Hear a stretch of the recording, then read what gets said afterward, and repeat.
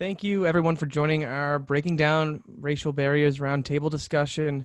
First of all, this series is a national platform with a national audience, and with deep respect, we would like to honor and acknowledge the land we are meeting on is the traditional territory of many nations across Canada. And my name is Sam Rayner, and I am the Industry Development and Membership Coordinator of the Canadian Independent Music Association, CIMA. And just to kind of give you a little bit of information of what we are National Trade Association, and we're here to represent the interest of the Canadian independent industry. Our members consist of many businesses across Canada, such as independent record labels, managers, publishers, recording studios, and anybody who really identifies as an independent in Canada. And so we represent the industry in a handful of ways. First of all, by advocacy for the industry, creating export opportunities, and hosting professional development sessions like these. We strive to represent on a national level and properly reflect the many diverse communities that participate and contribute to our sector. And specifically with this series, as a first step to a long road towards establishing an equitable, inclusive industry, the series has been designed for everyone. So businesses, artists, music industry associations like CIMA to listen to and to learn from the lived experiences of Black working professionals we work with every day. The development of this execution is with this 10-part series owes a great deal and everything to the leadership and contribution of Ian and Click, who've worked tirelessly on programming and securing these speakers in the format of these conversations. It's specifically meant to address many different intersections of identity, experiences, and leadership to tangible solutions. And we hope that it can make an industry more inclusive for all. And we could not have done any of this without your support and direction. So please, really big thanks to you, and also a big thanks to our administrative coordinator Matthew Baidu for his assistance on the entire series as well. And if anybody wants to check these videos out, we have them on the websites that Ian will discuss a little further. But you can still register for the 10-part series or just a single event. And if you're having difficulty, this is on Facebook Live right now on CIMA's wall, and that's CIMA Music 75. So you can watch it there live, or you can watch it recorded after. And we would love to acknowledge our funding support, the Government of Canada, Factor, Ontario Creates. So thank you very much for the funding support. We would not be able to survive without you. So thank you. And also our episode supporters. Advance is our partner for the 10-part series, but we also have supporting partners for each episode. And so this episode 3 is supporting partners are the NCRA/ANREC. So that's the National Campus and Community Radio Association. And to our second episode partner as well for the Guild of Music Supervisors Canada. So thank you so much for the support. We are looking for other organizations to be involved with this conversation and help spread the word and get as many people listening to these conversations as possible. So if you are interested, if you are an organization, please let me know. You can contact me at samr@cimamusic.ca. And I would just like to pass it on to our president of CIMA for additional remarks. Stuart. Thanks very much, Sam. Appreciate that. And hello, everybody. I just wanted to take a brief moment here to not only echo Sam's remarks, but to say on behalf of the CIMA team and especially our board of directors, I would really like to express our firm support for and our commitment to positive change. And that, we are truly honored here and proud of the partnership we have with Click and with Ian and Advance and all of our partners, and our ability to co-present this 10-part series on breaking down racial barriers within our industry. I'm very much looking forward to today's discussion. The last two have been amazing. And I do encourage all of the viewers to submit your questions and comments as we go through this event, as they're all important for us to hear and to respond to. So again, thanks very much. Thank you to all of the panelists. And on that note, over to you, Click. Hey, Thank you so much, Stuart. Thank you, Sam. And I'm excited for today's discussion. Before we get into that, I just want to address our supporting partner, Advance Music. Advance is a new Black music professionals collective that was created to obviously be a advocate and a voice and a space for Black music professionals. If you are not a member, sign up on the website, which is advancemusic.org, and get involved. Make sure your voice is being heard. You know, the only way that this can grow is by people actually becoming members and actually, being part of the change. This whole roundtable discussion came about from me and my buddy Ian speaking about the lack of communication that we see amongst Black professionals in Canada. I feel like a lot of us speak in our own spaces with a little group of friends that we may have, but there's a larger voice, and the larger voice is not just Toronto, it's across the country. Over the next 7 more weeks after today, we'll be having, a lot more great discussions and a lot more people from across the country involved. I'm gonna pass it over to my buddy Ian. Good morning. Welcome to Breaking Down Racial Barriers. This is a 10-part panel discussion on anti-Black racism in the entertainment industry, anti-Black racism. You will notice that the panel consists of all Black people because it was important to me that our voices be heard without interruption and so that we could speak our truths. I am your host alongside Click, Ian Andre Espinay, and today we will be tackling anti-Black racism in the media and the spaces that create it. So we will be talking about television, we will be talking about radio, print, and online, and all the places that media exist. In segment 1, we will discuss mass media in its various forms and how biases and disempowerment and discrimination with regard to race have been longstanding issues for the Black community, and how mainstream media, including television, news, entertainment, and advertising, have misrepresented and created biases and stereotypes that spread out into all aspects of the world as we see it today, causing anti-Black racism. In segment 2, we'll go on further and a little bit deeper. I'm going to hand over right now to the speakers to introduce yourselves. We will start with Marielle. Bonjour, my name is Donald Robbins. I'm from Warner Music Canada. I handle radio promotions and publicity here.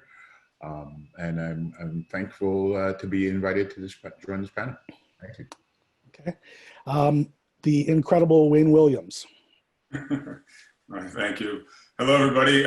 Wayne Williams here, obviously a longtime radio guy, just all around multimedia guy, over 30 years in the business, and now media studies at Humber College, instructing there. And I own my own digital agency, digital media and marketing agency called Agency 9, and excited to be here today as well. The incredible Jay Fiasco, Sajae Elder.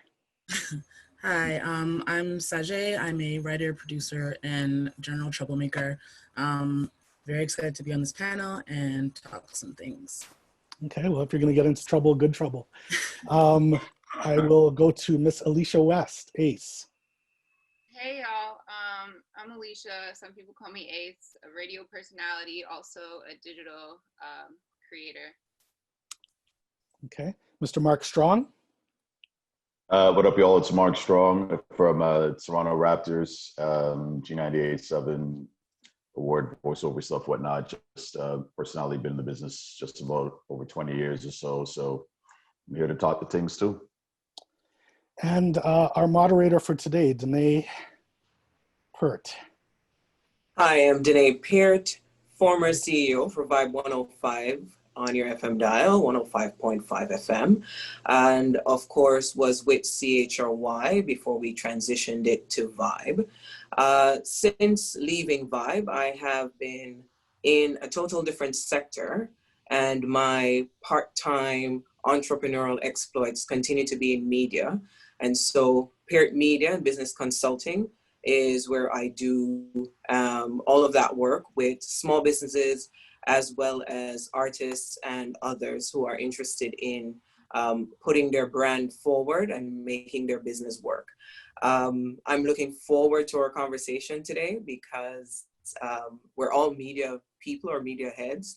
And so I know my task will be very easy to moderate this group. And we are in the presence of greatness. I want to acknowledge, look at his face.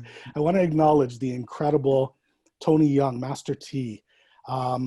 If you can see behind me, there is a makeshift clothing line like we had in Jamaica to hang our clothes. And so, you know, as we speak about media, the importance of representation will come up. Master T hosted a show which I was blessed to watch, probably alongside a lot of you. And a problem with our generation is that we don't brag properly, and we don't pay tribute to our elders and our the people who paved the way so that we could be here where we are today to even have this conversation. And so on a personal level, I'm wearing something called Emancipation. When I was 17, I'm 45 years old. When I was 17, Master T, in his rebellious hanging of clothing lines in the background of his television show, gave us a voice and gave us hope. And I thought, you know what, I can do that too. When I saw two black guys and 100 Miles and the others, and I started a clothing line, which my first store was T's Crib, Master T's store, where he had black clothing. So to you, Master T, please introduce yourself. Thank you for everything.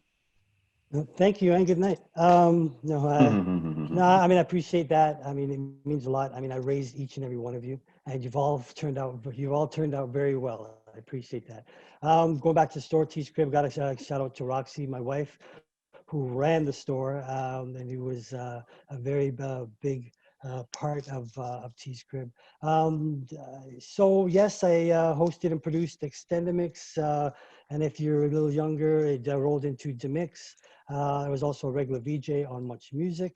I was also, I should say currently I'm with a company called RX Music. I'm the director of media production, where I'm still getting to chat to young emerging talent, you know, whether it's independent art, a lot of independent artists, from alternative to reggae to hip hop. So I'm still chatting and doing my thing, and I'm really, really appreciative of this conversation. You know, I've mentioned it before. This is long overdue, but it's also a blessing that we're all here today with this beautiful esteemed panel. So I'm excited. I'm excited for the convo. Thank you, and I'd be remiss if I didn't introduce my partner, Click. Please tell them what you do. Oh, I'm a former record label guy, former artist. Actually, damn, I got my start on Master T's show almost 30 years ago. So, and now I'm an artist manager, educator, curator, all that type of stuff, all that type of jazz. Thank you. And I am your host, Ian Andre Espinay. I am a serial entrepreneur, clothing line owner, entertainment producer, clubs and concerts, Iconic Arts and Entertainment, the brands Soul Kitchen, Amnesia, et cetera, and I own a graphic design and communications company called Black Star Graphics. Over to you, Danae. We're going to start segment one. We're going to speak about the depiction of Black people in the media, and we'll go from there. Okay, well, as indicated, we're doing two segments, and so we really don't want to linger on this segment because for those of us on the panel, it is not new news. So let's just consider this a crash course for those who are, you know, playing catch up. And so we want to talk about the depiction of Black people in media and representation, and through the lens of microaggressions and misrepresentation. So let's talk about microaggressions for a second, because it's a term that's tossed about a lot. It's brief and commonplace daily verbal and environmental indignities, whether intentional or unintentional, that communicate hostile, derogatory, or negative racial slights and insults to the target persons or groups. And to center us, I went to a theorist that I love, which is Bell Hooks. And in her writing on teaching community, One of the ways racism colonizes the minds and imaginations of Black people is through systemic shaming. The primary vehicle for this shaming is the mass media. Mass media messages equate Blackness with being bad, with being inadequate, with being unworthy. Little Black children comprehend these messages, which are neither subtle nor covert. So in speaking about this, what are, for our panelists, and this is open to everyone, what are the social and psychological effects of microaggressions, especially as we see it through the lens of media? Don't all jump. I think it normalizes everything to the point where, you know, you talk about some of the news agencies that want to help with what's been happening with Black Lives Matter and showing the atrocities that have been happening to specifically to Black people, to Black males, to Black women. And the repetition of some of this, the video footage, the audio footage, over and over again, under the guise of, you gotta see this because it's so important, tends to normalize it to the point where it's almost what's almost expected. And then people start to make light of it, and you start to see YouTube videos of emulating that kind of behavior as well too. The intent is positive for the most part, but then there's that whole thing about, you know, ratings and you know, if it bleeds, you know the deal. So how do you balance that with making sure that the story gets told without, you know, crossing that line where, this kind of happens every day and let's show more of it, and repetition, and it builds, and then it has this almost normalizing effect on, this is way they are treated. Yeah. And so as Wayne is talking about that, we speak of the lack of neutrality that media was supposed to provide, neutrality in presentation of stories across the board. And there is a deep lack of neutrality. Wayne's example is one of them. Master T, you've been in the zone where visual media is the thing and creates and charts our histories and tells our stories. And you were one off. What was it like?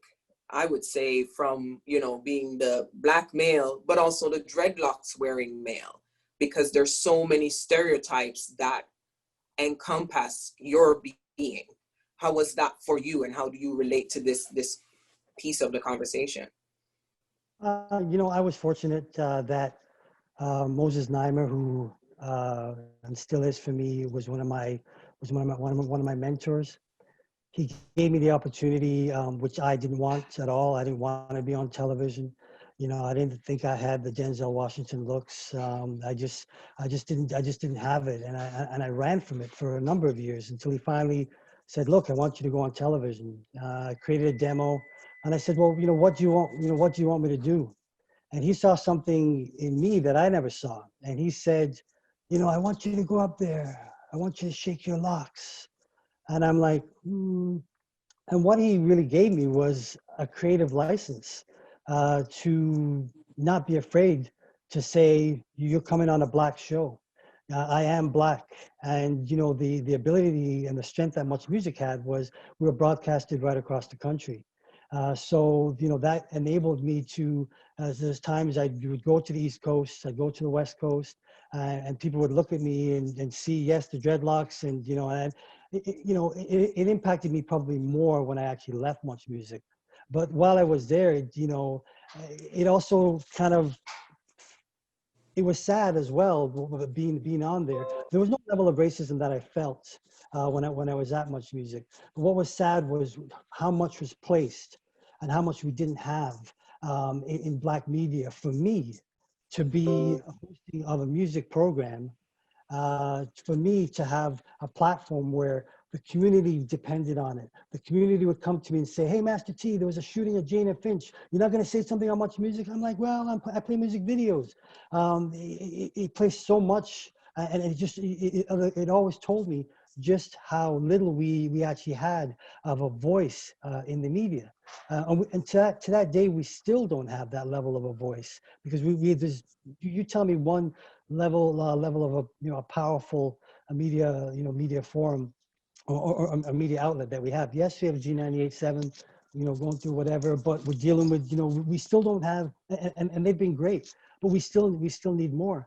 And as I look at it today in terms of, the media, I mean, I don't want to see the most popular, events that happen daily on CP24 to be young Black kids, killing each other, or another young brother being killed, and then also, we're forgetting that we also have to add the social media end of things. It's a whole other universe. My 16-year-old television, it's like, yeah, Dad, you did it. Yeah, you were good. Yeah, I love you, Dad. But for him, it's all right here. It's all in his hands. It's all in his phone. And, and the images that, that circulate and come through, so, it's very overwhelming. I just talked to this young artist, Lexicon, the other day, and I said, how you doing? He said, you know what? I had to take weeks off from just any level of social media because it made me, once again, it makes you as a young Black man, as he's a young Black man, he said, it just also puts a target on me. I have to make myself small to go do grocery shopping again. I have to make myself small to get into an elevator.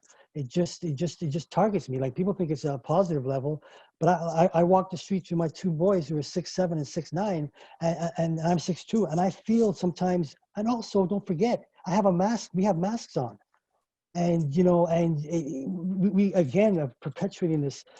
From the media and even for our own selves, it's like, sometimes you want to feel comfortable. Yeah, around the hood, we want to feel that level of comfort. So it's, there's still a ways to go, and it's still very challenging. I'm glad I had that opportunity and I had that voice. But as we're going to get into this discussion, there's still a lot more to be done. Yeah. And speaking of like the absence, when you speak of the presence of negative stereotypes, there's also the absence of our voices, right? And so an example of this, in the heights of this Black Lives Matter movement, the George Floyd issue, and needless to say, Black Canadians are impacted by these news stories. This happens in Toronto. Toronto Sun, May 28th of this year, writes, "Who made Houdini vanish?" And Houdini, young rapper, was murdered. This was blasted on the front cover of the Toronto Sun. And obviously to them, Black death is comedy for them to write such a headline. But if we were in those spaces, would that have made a difference? I like to add, coming from Quebec, I've had started off before working for a major label at campus radio CKET, hosting a program called the Weekend Groove R&B show for 15 years. The importance of having campus radio and the importance of having community papers like the Community Contact here based in Montreal, these type of media outlets would always try to look at the positive. I think when you relate the story, Danae, about this Toronto Sun, it's if it bleeds, it leads. So it's a matter for them to sell papers. So it's a question of who are in the position of decision-making, make those decisions that give us a bad light. What sucks is Alicia I wants was gonna say, what sucks is the lady that the editor-in-chief of the Sun is a brown woman, and so you would think that these people, like other people of color, would be on our team, but clearly, evidently, they're not, because the fact that she even allowed that, and it's not even the first time. Like, this has happened before. When Smoke Dogg passed away, there was another ignorant headline about him as well. So this is evident, and it makes me sick that a person of color would even do that. But it's clear that we need to, be able to take over the spaces. But at the same time, it's like, even if we are there, if this is the editor-in-chief who approves this stuff, then would our voice even matter? Like, would they actually take it into consideration? Mark? Yeah, just to echo what Ace was saying is that that also leads to the concern that I think, I'm not too sure how the whole BIPOC stamp came about and what the intention was for the old BIPOC. And I understand that, you know, in numbers, maybe we can make things move, but unfortunately within those numbers, we always still come last, because even within people of, quote, people of color, if people of color still don't respect the B in the POC, then I don't even know why we're in that whole group. So what happens when you see things like that type of situation? I mean, it tends to make us all get upset, get a little rowdy, you know, send out some tweets, whatnot. But our real impact seems to stop at maybe our length is maybe 3 or 4 days. You know, and then it's on to some next either tragedy or something that happens. But meanwhile, it'll be us having to be in the news again. So I think my concern really is about our central voice, as Master T was speaking of, and as T was saying, between one radio station or one personality or one one person representing us here and there, it clearly isn't.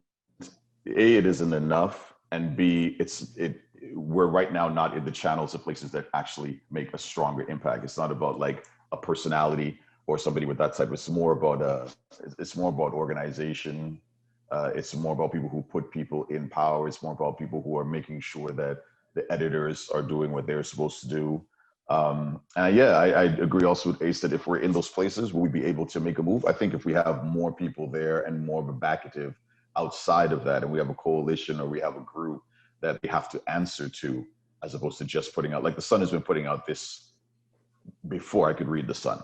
That's how the Sun is, right? Like, I mean, that's their mandate, that's their thing. So, without just pointing people out, that's regular things. But yeah, I think we need to have something that they need to answer to. And, panels like this and series like this hopefully will allow us to draw from different powers of within the Black community, that we can have those statured people that will be able to hold them accountable. And before we move on in this conversation, I want to acknowledge something. There is trauma on all of us that experience these things. And very, very few opportunities for us to tell everybody else that the way you crime report traumatizes us, and the way you consistently represent and misrepresent Blackness traumatizes us. And I wanted to use the opportunity to express that on this panel before we even move any further, because it was very clear to me the reaction of our panelists when I read that headline. And it wasn't a new headline, but everybody remembers how they felt seeing that. And there are multiple outlets that we call mainstream that are actively and passively engaged in traumatizing us each day. And I want to acknowledge that. And I want to, just bring the panel back in to realizing that as we go through this conversation today, those moments are going to come. Those triggers are going to happen. Yeah, I mean, those triggers, they happen, I've mentioned this, a few times, but it just ignites and fuels every racist incident that's happened to me. And there's been a lot. And I think, that's what, and it's also, there is, we have to make that difference of, Canada, US. Canada's just actually embracing that there's some level of racism in this country. So even when you share your stories, and then there's a point where you have to retain it as well. There's times where do you want to hear what I suffered when I was in England? Do you want to hear the blatant racism that I dealt with? Oh my God, I feel that's awful. That's terrible. And and yes, I understand that they can never understand. But one thing I do realize that we have to do, and what we also do as Black people as well, something happens to us on a level, whether it's that mentally or physically that happens, towards us Black people. And I said this before. If it happens on a Monday, on a Tuesday, we don't forget. We just got to keep going on. We just got to keep pressing on, and it weighs you down. It makes you, it makes you emotionally heavy. And that's why one thing we don't a lot of times talk about as Black people is our own mental health. And I think that's another level of dialogue that we have to have, because, I talked to one thing I talked to a lot of musicians about, and a lot of musicians now are openly talking about it. But we as young Black men, Black women, we have to have these levels of discussion. And I talk to my kids. Are you kids okay? Yeah, Dad, I'm fine. No, mentally, are you okay? Are you okay, son? Are you all right? Talk to me, because it's very important for us. We have to have that. Yeah. Ian, you're You're up. not on, Ian. You're not on, Ian. Sorry, I muted my camera so that I wasn't sighing all the time in the microphone. As Danae said when we started, these things are not new to us. The depiction I went through with my 11-year-old, I went through Netflix the other day, and I said to him, stop the thing every time that you see a Black person in the preview. Every single movie, every single television show, unless it was comedy, was a story of a Black man from a violent past. Like, I was like, there's no balance whatsoever. And so, like, what we've been speaking about in the first segment, it's no news to us. We kind of did it to reiterate to those watching who may not understand the way that these things ingrain themselves in our psyche, in our children, and in their writing of their own narrative in terms of what they understand that they're going to be and should be, which is not true. In the second segment, we want to delve a little bit deeper, though, and go into Black people in media spaces. We have Sajae, we have Alicia West, we have Mark Strong, and of course, Donald, Wayne, and Tony, who have all played roles in the greater media thing. Media educates people, and without credible knowledge, it misinforms them. And so the most important thing that any people can do is control their own narrative and the way that their image is portrayed. So we want to talk about the ownership space, the non-ownership space, people working in radio, on television, in print and digital. And again, I'm going to throw to Danae. Yeah, so as we go into this second segment, it's really about being active in the change that we want to see, and talking about what are the challenges with us working in media or even owning media. So let's talk about working. There is decision-making behind headlines, there's decision-making behind movies and all the things that we see. I want to talk to our working in media persons about why is it important for you to be able to access the media space, and what are some of those challenges that you face professionally accessing the media space. Sajae, we all are so fortunate to read your work, and one of the things that we noted is that your work isn't always in Canadian publications. So talk to us a little bit about access as it relates to being a racialized person, especially a Black person. So mine is very rarely emotions. It's a lot easier to control a lot of the conversations and things I want to talk about as far as Black music goes. In American publications, it's just kind of, it's been a lot simpler to kind of explain. I feel like I have to over-explain sometimes with Canadian media, and it's frustrating on a lot of Black people that are don't feel empowered to make decisions, kind of picking up on what Ace was saying in the last segment in terms of we may be sprinkled, in certain spaces for representation, but I think we're kind of understanding that the conversation has to go beyond that now. The conversation has to go beyond us, maybe there being one or two of us that are like, maybe they let us host something, maybe they let us, exactly, tokenization. So it's moved into a space now where Black professionals have to feel empowered to make decisions and empowered to voice their opinions, even if they're not necessarily, you know, in an executive position or in the C-suite or whatever the case. Like, Black employees have to feel like they can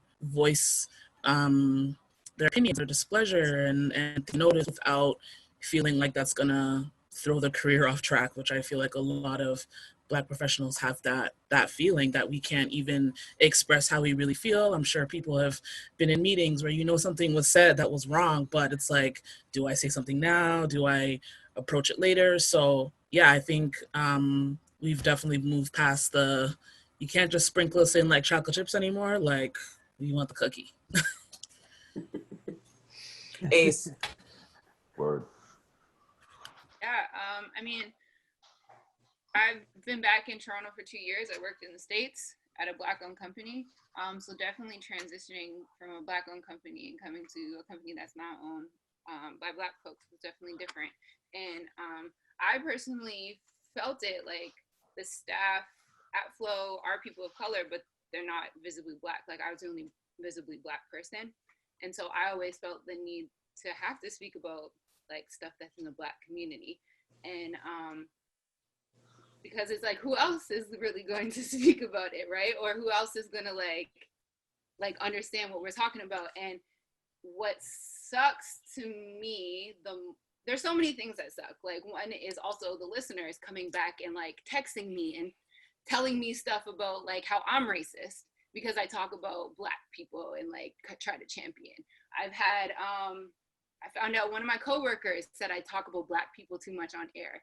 So it's like stuff like that doesn't encourage me to even want to be in the space here. And then on top of that, like, it took me so long to even like get a job in Canada because I never felt like I had a place here, right? It's like, I know I don't have experience and I have to go out like other places in Canada, but it's like, where else am I gonna go? Like, there's no hip hop stations, there's no, like, it's rock, pop, like all these other places, but it's like, are they gonna take this Black girl that like acts Black? Like, I don't really operate, I'm mixed, but like, I'm not like a white girl, right? So it's like, do I fit in anywhere? And so that's why a lot of people always ask me like, oh, you go to the States, or you're gonna go back to the States? And I really feel like that's the only option that I have.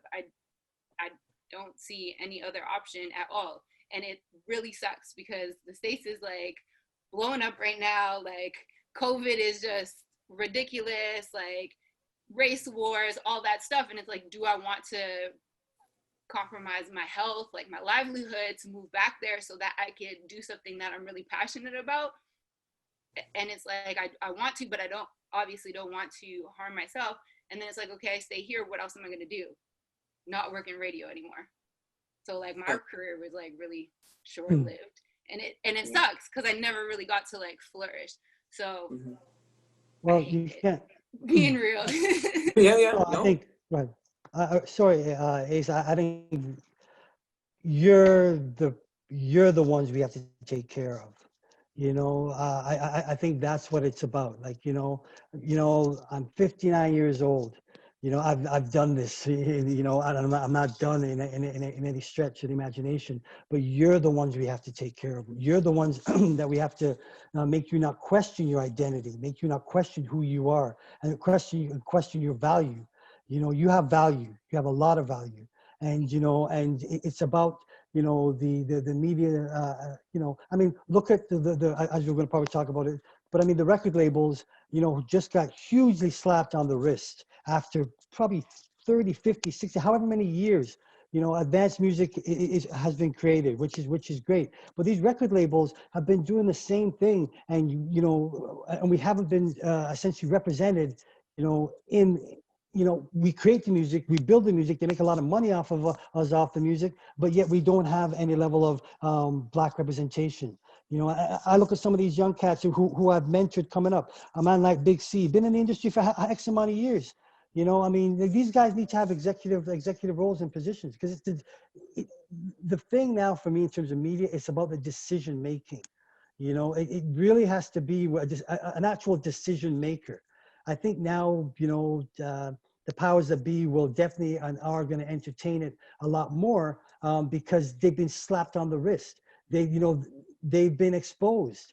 It's like, there's only so much, that I get to see. Granted, as CBC, I think they're trying to do some things, but, it also pisses me off to go into CBC and see CBC Gem, Our Black Stories, and this is in July. It's not even Black History Month in February. You know what I'm saying? This is like, they're putting this out because, we want to make sure, hey, come on, people, come on, we're doing our thing. I mean, why is it, is it, after reality shows have been around since in the 70s, and now we have the first Black Canadian reality show, with, I think it's I forget her name, sorry. Yeah. No disrespect to Auntie Jillian. Yeah. Is it Jillian? Yeah. Jillian. No disrespect to her at all. But, even for CTV to be sitting up there saying, and proudly, the first Black reality show. Like, come on, that's bullshit. Like, I mean, look how long this is like, you got to give us something. Ben Mulrooney leaving his job and telling us, I want to give it to a Black person or somebody of color or somebody, marginalized, because you think you can just give it to us. But who wants to take it? Because you told us it's okay, you're going to give us up, you feel entitled. I mean, this is it's very harmful and it's very hurtful. And, and I can sit here and rant, but, the change has to happen. As much as it's advanced music, for the, the music industry, there has to be another body. I don't know if this is a body, but there has to be another body where we can actually have full-on discussions with the executives of these media houses. We have to have them, You can't sit there. You can't sit there and question, your Blackness. You shouldn't have to. I think we're going through another period, Master T, where back in the 70s, the industry put powers and policies to put in place to protect our Canadian talent. And that was called CanCon. Yes. And right now, we should have a conversation of protecting our Black talent. And we should have that discussion now. And you're right, now is time to change. We did it before in the past to protect our Canadian heritage and our culture. So let's do something now to make that next step forward to protect our talent and artists. And I want to jump in for a moment to address something that Master T said. The purpose of this entire conversation is that these Black-led conversations expose the frustrations that we're feeling, but most importantly,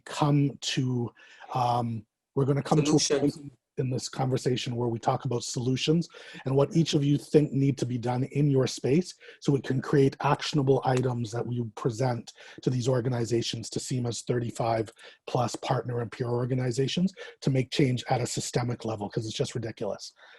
Sorry, go ahead, Danae. Yeah, so I want to give those who work in media a chance, because our next conversation leaps over into ownership, which is another headache. Mark, you've been in the business for a while. I'm not trying to date you, but what's it like even seeking employment, knowing that there are limitations on what is quote unquote Black, and even isn't that a problem that we have to seek a Black owned space to be able to express ourselves as media practitioners, right? Yeah, absolutely. I don't think you'll find many personalities, or forget even personalities, sometimes even staff, because I also want people to know that because you see some of us up front, doesn't mean that we own something, doesn't mean that we run something, doesn't mean that we have a say in something. It means that we're given a space to sort of do your thing while the other money is being taken care of. But there might not be people in the infrastructure of everything else. It's just more of you be the face, and we take the money, and there's this and the third or whatever. You push the culture, and we manage the culture back here. So I'm happy to be part of, twice, I'd say be part of Black-owned, Black-run radio stations, which has a different level of, so when you're working for a station, so before Flow was what it is now, when it was Black-owned, and then we left there, when we were fired from there, the only other time I was able to get another radio gig for people like Ace out there, who I know well, and yeah, Ace, like, just keep your head up, man. I know that there's a whole 8-9 year span or whatever before I had to wait for another Black radio station in order to have some recognition. Mind you, everybody was saying, yo, Mike and Jim, you guys are good. Entertainment Canada is going to pick you up. You're going to be on ET. You're going to be, ain't nobody called nobody until Something Else Black came around. And ironically enough, the same person that helped us get into that station was Wayne Williams, who was the program director of the first black radio station I was at. So if I don't have some interconnected blackness when it comes to media, it's as though that's the only connection that is respected amongst our culture, amongst our people. So, but within black radio stations, I mean, we had different issues because, you know, Wayne will speak to this, I'm sure as well too. Like we had people that didn't want to advertise with us, or people didn't want to maybe socialize with the music, or people that just want to take a little bit of this music, but not some of the realness of the talks and whatnot. And on the station that we have right now at G currently, you know, it's I guess I would say it was one of the closest to being open to being able to speak your blackness, speak your truth, not only in one segment. Like, I mean, we all might love a certain part of our culture, whether it be a hip hop or whatever, but it goes through different hills and valleys and avenues of our culture, which is a great allowance for us. But we also had a lot of racism in that way as well too. People didn't want to deal with us. People just called us the black station. And I don't hear Chum being called the white station unless it's black people. White people don't call Chum the white station. White people tune into that and they might hear it. It's just a station that's playing music. But the people that are at the station, you know who they're talking to. You know who's buying from them. So, yeah. But for us as well too, I just think that we definitely need a stronger infrastructure that way as well too, so that we don't lose talents and we don't have people that continually hope that their blackness can fit into a black space as opposed to a Canadian space. And this is Canada, and everybody listens, and not just black people listen to black music. That's right. I mean, not just white people listen to white music for that matter. Right. Like, there can be some black people on Virgin or on wherever. I mean, there are, but you know what I'm saying. Yeah. It could be more represented in different ways and in different spaces. Yeah. And I just want to acknowledge some of the comments that are coming in our Q&A. I want to acknowledge Luke's comment as well, because Luke is a community radio person, and that's my background. I want to speak to a little bit about the ecosystem that is media. Without community radio, a lot of the talents we see later on in mainstream radio would not have existed. There has to be an acknowledgement of all the possible spaces in which we tell our stories and in which we have a voice. And I want to take the chance to make sure we realize that there's an ecosystem here. You know, in campus community radio, it is probably sometimes the first time people heard hip hop in the cities that they were living in. It was probably the first time they heard reggae in the cities that they were living in. It was probably the first time they heard soca in the cities that they were living in, and other black forms of music. You know, we used to have some really cool jazz programming. So the fact that, you know, there are no spaces or no advancement in spaces is scary, given how long ago campus radio started and community radio started, and how long ago this journey of having Black owned in a city like Toronto, for example. Like Mark just said, it took 9 years between his employment in Black media. So these things are interesting, and these things are a part of the conversation that we want to have. But representation in choice of programming, how do we see this showing up? I'm particularly interested in Sajae's field, because like you're in written, you're in the published and online platforms.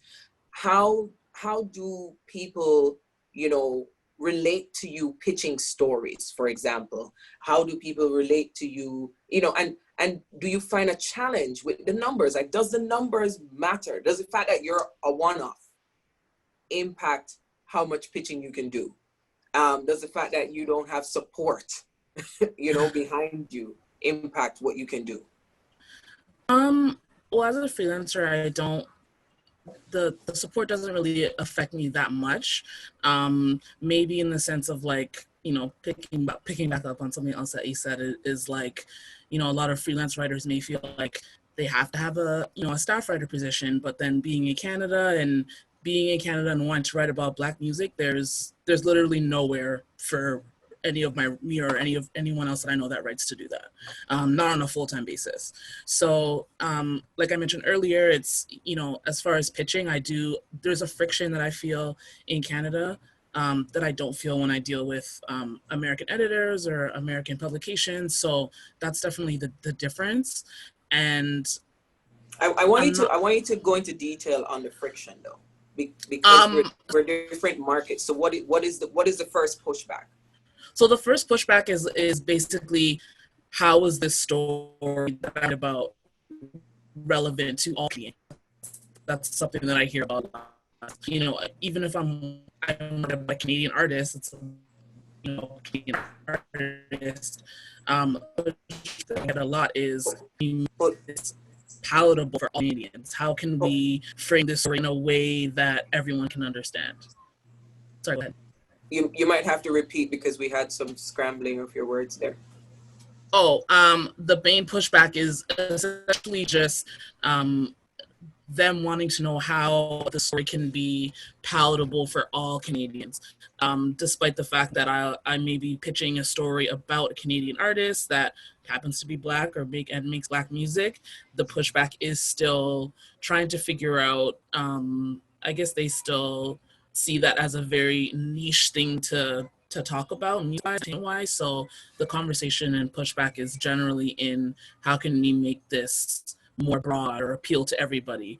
Normally when I write about music, it's like kind of like a fusion of like culture and politics. So I'm talking about the things behind their music, not necessarily just, the project itself. And yeah, there's definitely a lot of pushback in terms of, okay, maybe let's take this out or say this in a way that everyone will understand. When I feel like I've definitely read things about other cultures and nobody is trying to necessarily cater to me. It's just expected for me to know. And I just feel like everyone it should be expected for people to do research when they read things. So yeah, there's a lot of pushback in that particular sense. Mm-hmm. Donald, I'm curious about your placing. Did I lose Donald? There you go. Okay, so we'll keep moving until he comes back. I actually want to jump in there for a second and talk to something that Mark's talked about and that Sajae touched on, which is the ability to be your authentic self and palatable Blackness. There's an issue in Canadian, like I've been saying plain talk, bad manners through this entire series, but there's an elephant in the room where Black people are not allowed to be exactly who they are. You touched on Tony's dreads. I remember my mother saying, don't get dreads until you get where you're going because it'll stop you. Mark touched on the fact that there are Black people in front of the cameras. My question are, in the areas of writing, in the areas of television, in the areas of radio, right? There are a lot of visible Black people. How many people are there in production spaces? How many people are there in decision-making spaces? Can you guys speak to that for me in the Canadian context? And the role that plays in the representation in choice of programming. Like one of the things that I want to touch on later is the segregation of our musics according to the naming, and reggae, soca, Afro beats, and all of these other things being separated from us. So how do you see the role of people in places of power in the creation of our choice of programming and et cetera in Canada in 2020?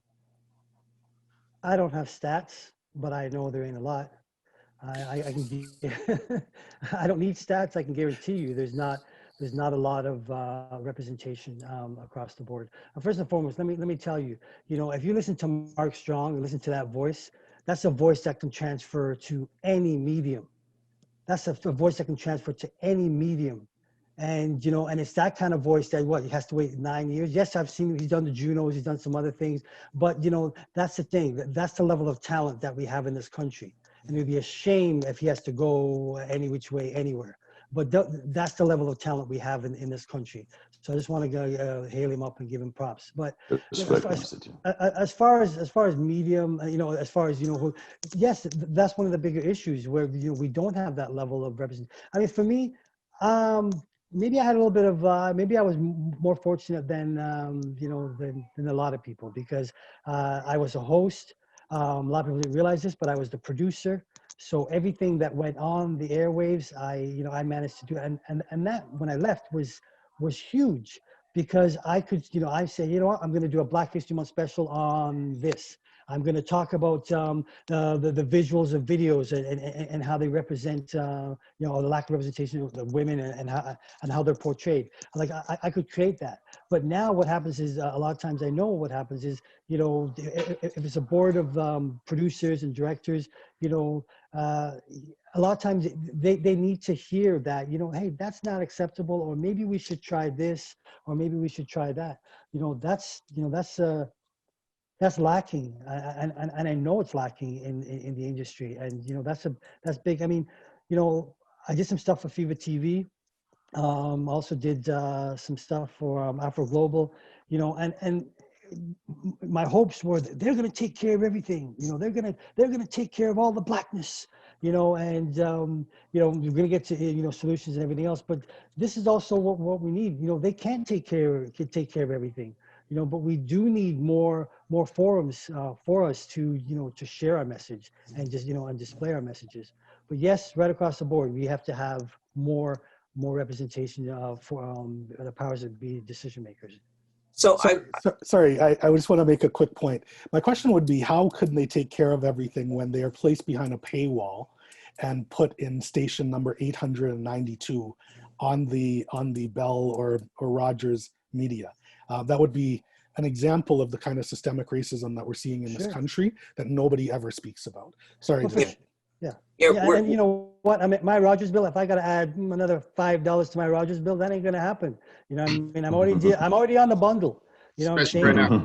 I'm definitely on the bundles. So I'm on the bundle. So our next $5 for Fever TV, sorry, I can't spend it. I'm gonna have to buy it online anyway. Something I want to just add real quick is, yes, it's great to acknowledge the Black-owned spaces that do exist, the shares, the prides, all the different, even college radio and spaces that we do exist in. But I think that the big issue, or let me pose it as a question: do you see it as a big issue in 2020 when you look at the charts and you look at the impact of Black culture and where our artists are and who those artists are, and then actually the way that the culture transferred over? Look right now at every single radio station, every single media outlet. Everything you see is derived from Black culture. You have white artists that sound like they're doing Black, like they're in our space, right? And so what does that mean? It's great we can go and have these other spaces, but if there's a whole media outlets that are benefiting, are making impacts with our music, and we're in those spaces, shouldn't we also be in the spaces on the back end at the same level? Yeah, we should. Yeah. Sorry, I see Wayne wants to get in there. Go ahead, Wayne. I'm doing this, right? So it seems that there's this almost a self-protection mechanism that has kind of popped in. And the fact that, well, we have these diversity mandates and we do these diversity reports, right? And we make sure, which was definitely mentioned earlier, that we've got strategically placed minorities in the right positions, but in terms of those decision making, which we talked about as well too. And what I can't grasp is that why some corporate companies don't understand how beneficial it is to have Black people within those departments, in that level of leadership and decision making, and how it will benefit you. Black people see the world in a totally different light, can tell different stories, can empathize. Why don't you understand how important it is to have that voice at the higher levels of management, throughout all departments of your corporations? And just to be able to grasp that and understand that is still kind of beyond me, right? So it definitely, it's mind-boggling why just the comprehension of this could be extremely beneficial for you and your companies, you know, what's the deal? Like, I don't understand it. You know, talking to, you know, going back and with Ace's comments and yeah, my heart, I was like, I just don't get it, right? I was lucky, you know, 30 some odd, 40 years ago when Junior Chung at FM 108 playing reggae music and running things gave me an opportunity to be a broadcaster. Before that, I was an intern at WBLK, and then I ran into my little demo tape after he found out that I was doing that, and they were gonna do this rhythm thing at night, and I got that opportunity, and kind of the rest is history there. And then I look at my next step was with Flow, right? I am very diverse in terms of all kinds of music formats and cultures, but yeah, I was always pigeonholed into, you know, the black guy on the radio. There was always this kind of, oh, are you going to come in and say yo and play hip hop and R&B and we don't, that's not our format kind of thing, right? So there's always this kind of pigeonholing, and what's wrong with that, right? Well, no, but whatever, that's a whole different story, right? But there's these all kinds of reports that people do, diversity reports at corporate cultures, and few of my experiences where we had to fill out this diversity report. The mandate was there, the deadline, it was a hard deadline. You have to fill out this report. I filled out the report 4 years in a row. It was the same report. Nobody in senior management came back to me and said, what's going on? Did you even look at it? Mm-hmm. As long as the self-protection is there, and we're doing that, we do the reports. Performative. Equal opportunity employers. So we're protected, but you're actually digging deeper and actually making those decisions, that will make a difference. Yeah. Okay. Yeah, there's a lot of performative work, especially right now. Sajae, your mic. Yeah. Yeah. Yeah, I think picking up, so you made me a quick comment about like things being performative, and I think over this past summer we can definitely, we all saw examples of all these organizations and companies like suddenly, I don't know, realizing that Black people exist. So, and then just not really seeing, like a couple months out, like not seeing the kind of continued commitment to that. So I think a lot of, picking up on what Wayne said, I think some companies understand that obviously that they're lacking, but I think they don't necessarily want to do the legwork of, they have to rip everything out and start over. So I think that's a big part of what the problem is. There's so many like deeply entrenched systemic issues that the solution has so many steps.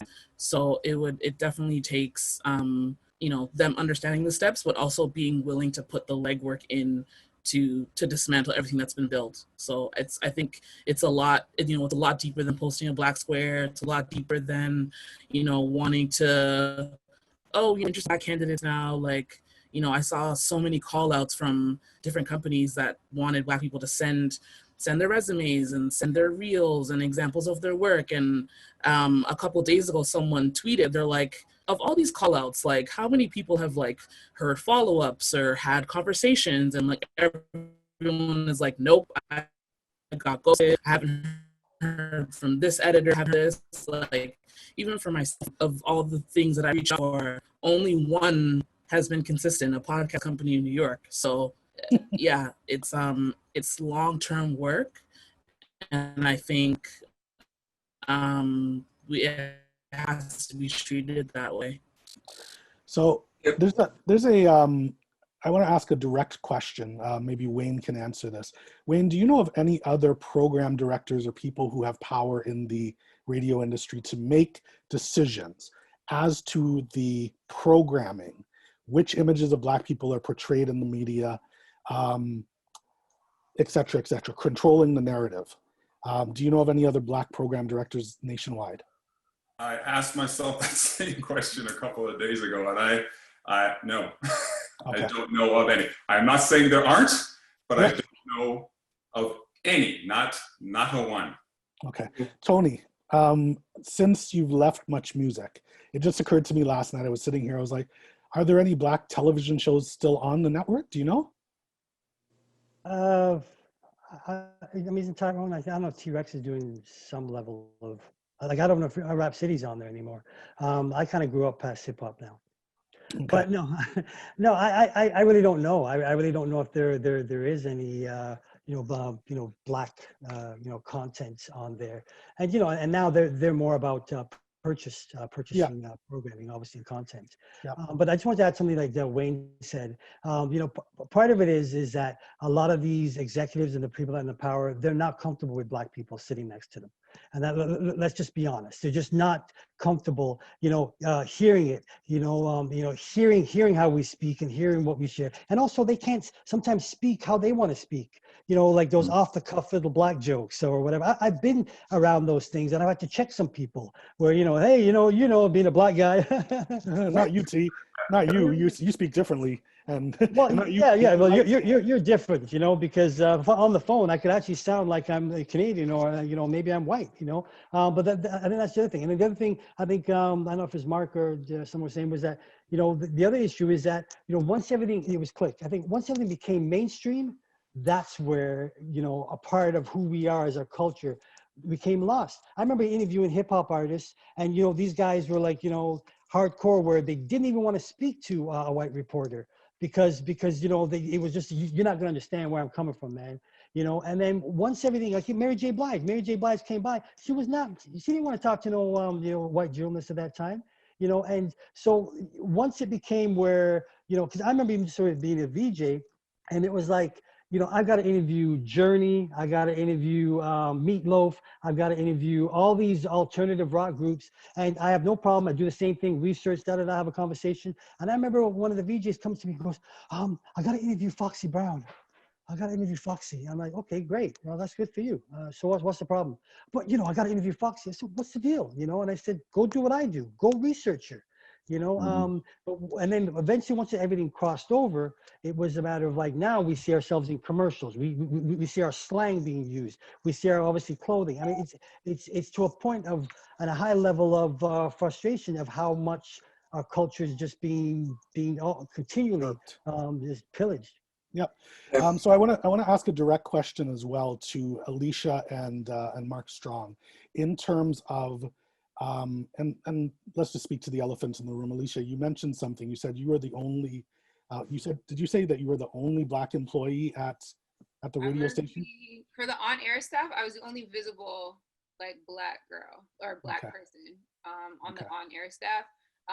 What I didn't like about Flow is that when I started, other than me, there was only the receptionist who's Black, and we all know that the receptionist has absolutely no say in anything at all.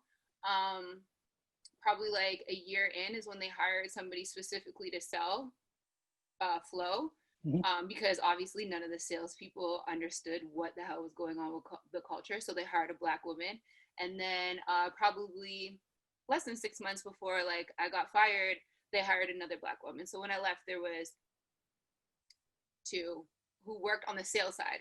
So it wasn't even like they were in upper management, or anything else that was in the meetings. Like they were in the meetings when it comes to selling, but nothing else.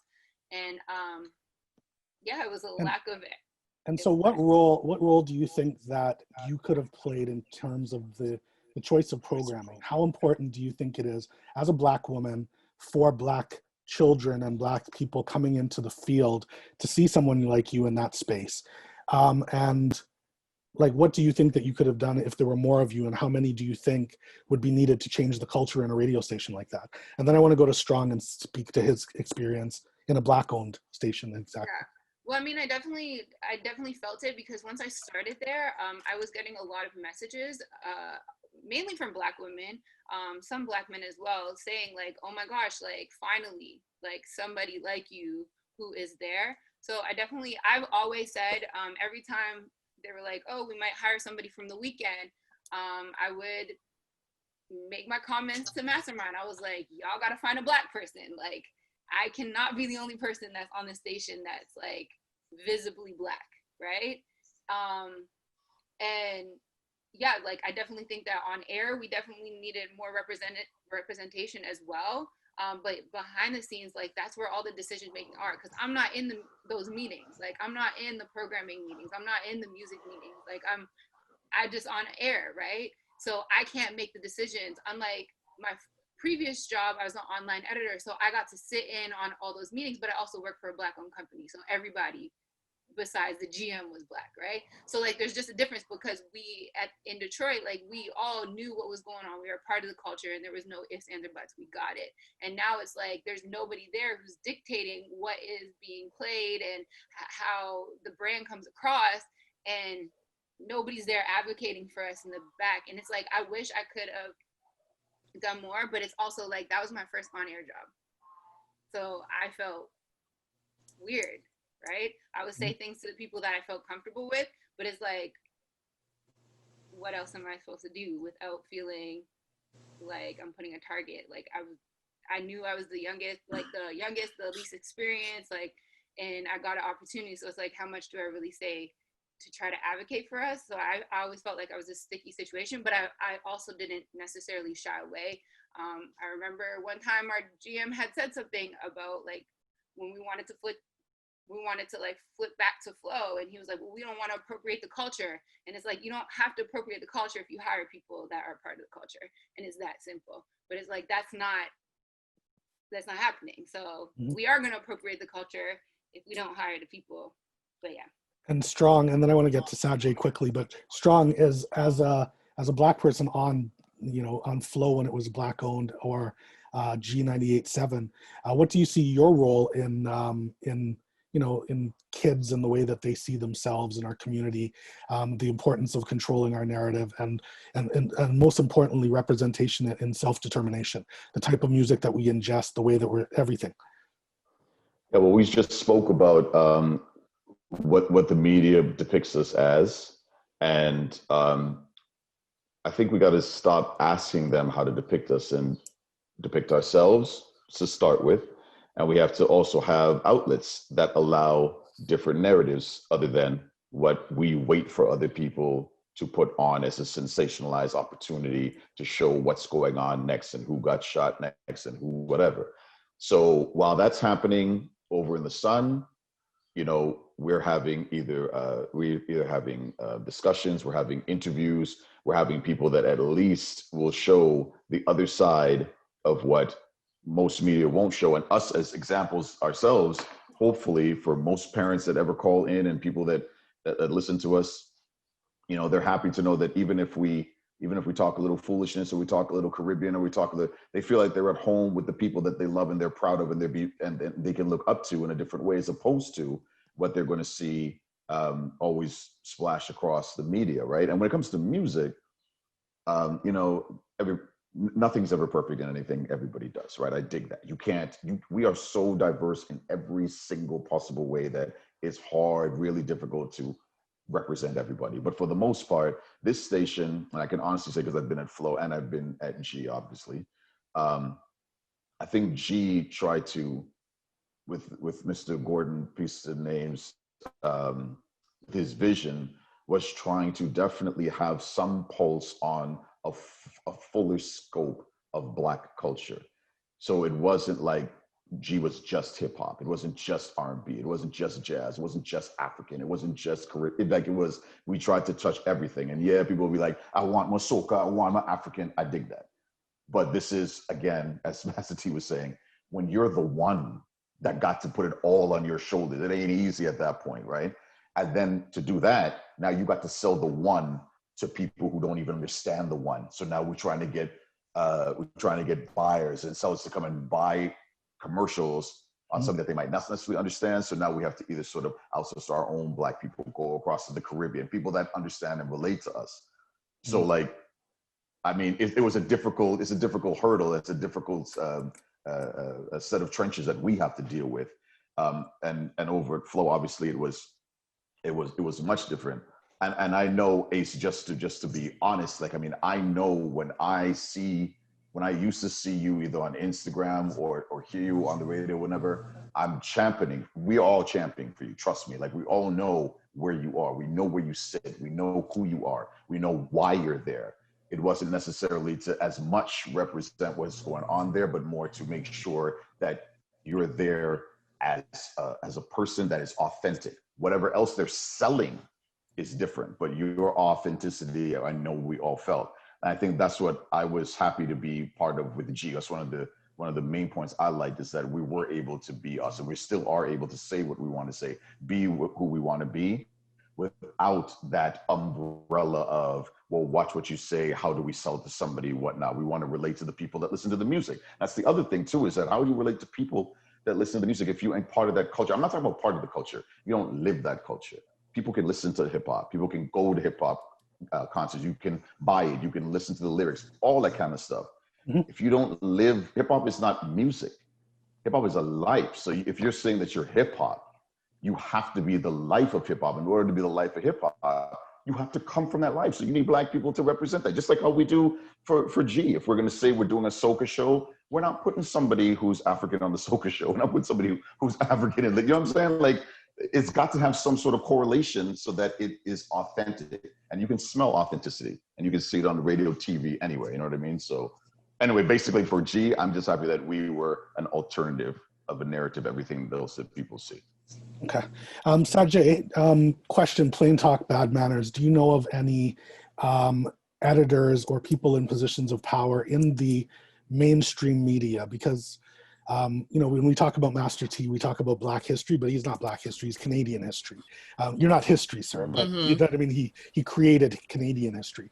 Is there anybody in the mainstream media at the Now magazines and the blog TOs, et cetera, who is in a decision-making position?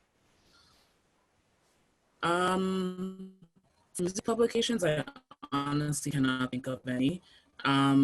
Within lifestyle, a couple, but not, within, you know, music publications in Canada, I honestly can't think of any. When there was Exclaim, RIP to Exclaim, I know Aaron was the hip hop editor, but other than that, honestly, like publication wise, I can't think of anybody. Okay. Music, but Vanessa Kraft is at O Canada. Okay. Yeah. You know, so I want to, sorry, go ahead, Danae. So I want us to kind of advance to the next phase. We have, I want to know if anybody had a chance to read My Experiences with Systemic Racism in Canadian Media. It was written by Kathleen Newman-Bregman. If you haven't had a chance, you should read this. It is a bit of an expose on the social, but it's also an expose on her lived experience as a media worker. And she was in a fairly influential spot. She was a part of production, right? But being able to say in hindsight how uncomfortable people were with even her suggestions, or how they would pigeonhole her, and all of those other conversations. Very interesting breakdown of an experience as a practitioner of media. And one of the things that she said in this article is one of the things that I think is that she works for Refinery now, Refinery 29, the Canadian side of things. So you can check out that article. I think somebody just posted a link in the chat as we speak. So one of the things that she said that I think is an overarching concern for those who work in media or try to work in media is defensiveness is the antithesis of allyship. There is a feeling among our white counterparts, especially, that instead of admitting to the racism and the systemic problems, they get defensive. Oh, but you had one person there already, or oh, what do you mean? I can list out some people who work in media. You know, what do you mean? You know, we did a whole feature on Black History Month. What do you mean? There are these television shows that are Black. And I just want to highlight that is defensiveness. That is not allyship.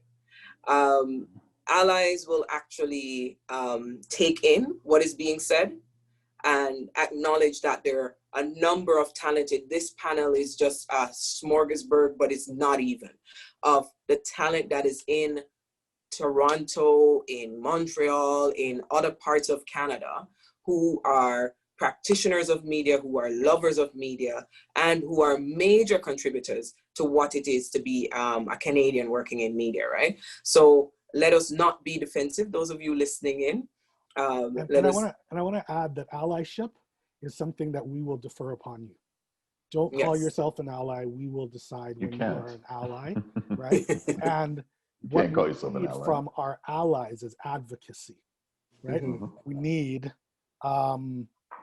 need you to stand not beside us, not behind us, but in front of us. Okay? So as we move, we're going to move on now to this conversation. Oh my goodness, this conversation is even harder because a lot of people think, you know, the solution, since we can't get in, let's make our own.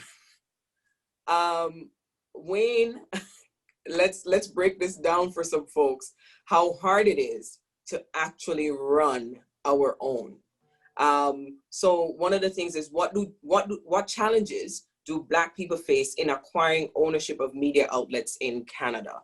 And let's speak to the gamut, because I don't want us to just center our conversations on radio, but you know, we have a wealth of information in Wayne. So I'm going to throw to you first, Wayne, but I also want to hear, you know, other contributors on this. What are the challenges that Black people face in acquiring ownership of media? First of all, I guess you could say that the main challenge is pretty much real estate. Is there an available frequency open to even add to the format, add to the landscape of media in Canada? So frequencies come up far and few between, and then those decisions have, you know, notoriously, you know, gone to larger companies, white companies, and things of that nature. So I guess that is job one, is first of all, are frequencies available? So secondly, it's what is the market, what does the landscape look like in terms of, is there room for these formats, for a Black owned format? Obviously there is, right? So for the life of me, we talked about this on Friday. We're doing our, you know, just our pre-chat, that I do not understand why, you know, there hasn't been one Black music radio station owned and operated that's been a cash cow in this country. Whether it be Toronto or not, West Side, you know, the beat popped up and went down very, very quickly. But for mainstream Toronto, with a population of over 1 million Black people, and we talk about the fact that, you know, we don't have to talk about the fact that only Black people are listening. You know, how popular the format and the music is. Why hasn't there been one? Is it the formula, right? Has it been the signal? You know, we tend to get sometimes signals that only, you know, are limited, right? Or backed in a way, and other stations, like the CBC, for example, sometimes we need to, you know, could you just shrink the signal a little bit so we can get a little bit more? But you know, signal is one thing, right? Signal is another thing. So it's a landscape, it's a frequency, it's signal. You know, the money is there. I mean, that is not an issue. You know, the money within the Black community, even if you have investors as well too, and really don't have a say in terms of the operations, right? But here you go, invest some money into it, and you're good to go, right? So those are a couple of things that have been an issue, and the formats too. A lot of other mainstream formats steal from Black music, right? So when you've got 3 or 4, 5 or 6 other mainstream radio stations playing enough of Black music so that when you want to come and play your Black music and make it that cash cow that it should be, well, does the market now get it's fragmented, right? It's fragmented, yeah, you know, hip hop, what I call it, and hip, you know, so it's fragmented enough so that, you know, is there enough room? And then you have to look at the whole economy of scale thing, and it's like, well, what is your vision of success, right? So what is success? Is success for you billing $3 million a year, or is it billing $10 million a year in terms of your Black owned and operated radio station? It can be $10 million a year, right? So do you start small and grow it? And growing it is so important. We need to let these formats grow when we do eventually get the kind of formats of radio stations where we can own and operate them. I've been listening to WBLK for 35 years. It's the same station doing the same thing. It needed to breathe. It took a while. It wasn't always where it is. I see these stations pop up, you know, for a year. Oh, we gave it a year. It's done. It's over. It's not billing $10 million. We're done. Come on, man. The thing's got to breathe. Like you can't get success yesterday when it comes to building a radio station that becomes an entire part of the landscape in terms of media. Radio station, it was mentioned before too, it's not just about the music, it is an entire culture. I've seen radio stations, corporate companies come in and tell me that, okay, in our meetings, before you do whatever you want to do with me, let me tell you this, if you're gonna change the format of the station, or if you're gonna change the name of the station, the format of the station, first of all, do it all. So if you're just gonna change the format and keep the name and think you can get away with it, don't do it.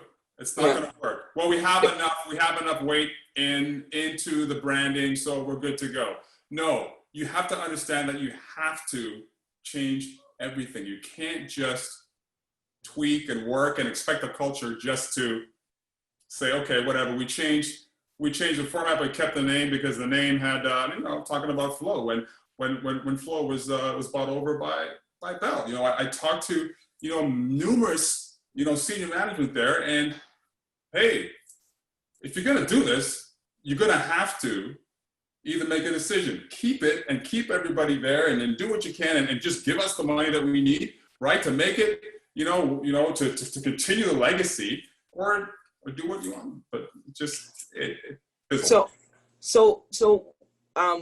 you've made some valid points, of course, but one of the things that I want us to touch on before we wrap up is barriers. There are specific systemic barriers to entry. There's specific barriers to our success when we do own and operate these entities. You know, and I know, Wayne, Donald can probably also speak to this as well. The marketing, PPM, the conversation about, who's listening to you and rating your station. And then the ad buyer saying, well, if you're not rated, and if your rating is low, this is how we value you in spending money with you. A station has to also feel like they can be viable in the market, right? Especially because most of these stations are coming from individual ownership first before it becomes a community loved upon entity, right? So Donald and Wayne, if you can quickly touch on that before we move on to solutions. Well, I just want to quickly add, there's a lot of questions in terms of community and campus radio. And you have to understand that that's how a lot of the Black music history started in this country. I can attest for myself personally with being at CKUT, but there's always a progression. And this is where those barriers are put, that you can't progress from campus to a commercial level, where there's the barriers. I've been fortunate to be married to a spouse who has worked in the French media and now working on a Black documentary that's going to be presented on French CBC in November of this year, which is a first, because there's not very many opportunities where French media talk about the Black experience that we're suffering in this country. But this is something that is going forefront. But this is changes that we need to do. And to make that change, we have to go with the progression. So when you're looking at different formats, and we consistently talk about radio, well, in my experience, I transitioned from campus, and then I was invited to program R&B channel, Galaxy, which was a streaming channel, which is now Stingray today. So that's the necessary steps of progression. I think right now we're at a point where we have to make some big talk and convince the powers that be that now change has to come. Simple as that. Yeah, Wayne, if you want to jump in here, but I want to acknowledge that we don't want to stick to just radio. The television guys, you know, the Fevers and Afro Globals of the world, Ian hinted at this earlier, the idea that they're given the furthest reaching number on your cable, the fact that they have to try to get subscription to be seen as viable, and the expectation that they have to create local content, which is hard as it is. And then can they afford rights to content that, you know, would be deemed, you know, sexier or more marketable or more, you know, attractive to ad buyers, right? But yeah, Wayne, jump on in. Okay. You know, it is difficult. We talk about radio specifically, and to, you know, to your point, Danae, that, you know, just there's so many other mediums to discuss, and radio ownership is obviously important in playing the music and getting that culture out there. But I also need to just touch on just briefly that there's so much more out there right now in terms of how we can portray ourselves in the media. What I, you know, teach at Humber as well too is, you know, the social media space, right? And the barrier to entry, as you mentioned also too, is very low there. You don't have to ask permission to anybody for anything to get your voice out there. What are you waiting for? I tell my students every day, it's like, if you don't have a YouTube channel, if you don't have a podcast, what are you waiting for? You do not have to wait for permission from some dude or a lady in a suit to have a voice, right? You just have to figure out how you're gonna cut through all the nonsense out there, right? So there's that as well. But I think, yeah, but we want to talk about the viability of even making those kind of decisions too, right? Like T when you transitioned out, like how was it to build, reinvent your contribution to media, right? It was not easy.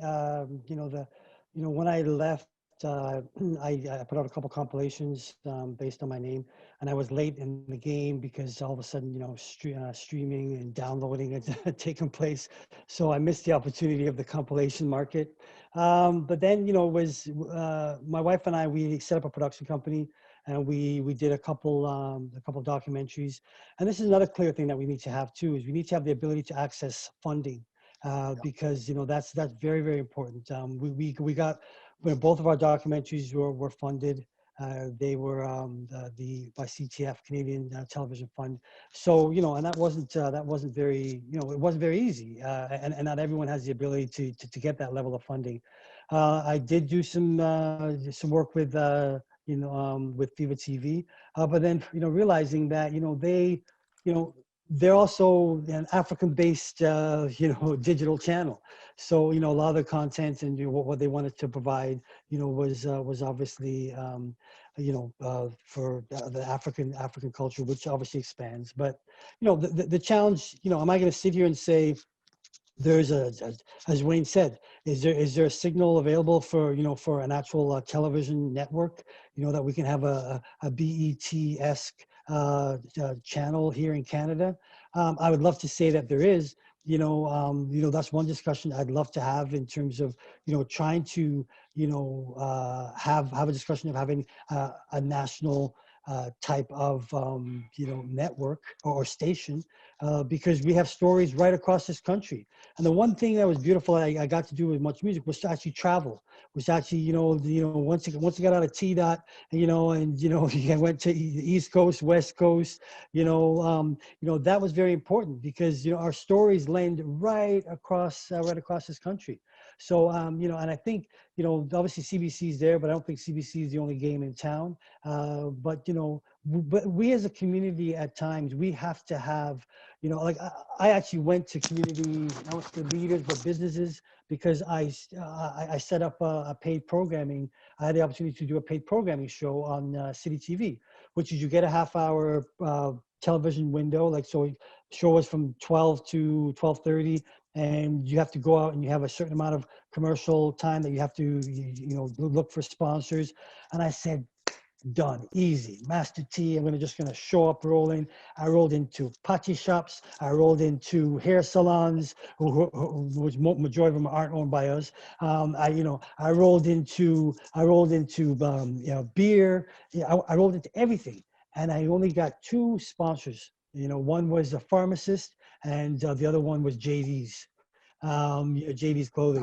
And big up JD's, yeah. Big him up, man. And I had to boom. I had to shut it down, because my whole intent was leaving Much Music was okay. We still need that. We still need it. I got to try to do it, and it just couldn't happen. So we have to have real discussions because we have people in the Black community. Yes, we know. Yeah, they have dollars, but a lot of times they're ready to give it to a political party before you're ready to reinvest back into us as a community. I have one question. Yeah. Obviously, funding and things like that. I'm wondering, is there a system problem in place regarding CRTC and giving us space? I'm curious, more of a question for Tony and for Wayne. Like when I look at their board and I don't really see, all I see is middle-aged white men. I wonder if that's an issue with us getting, space in media.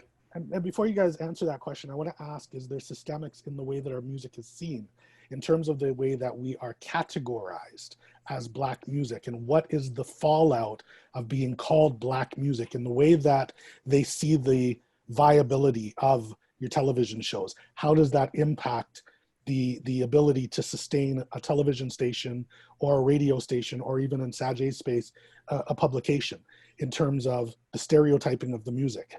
How does that play a role?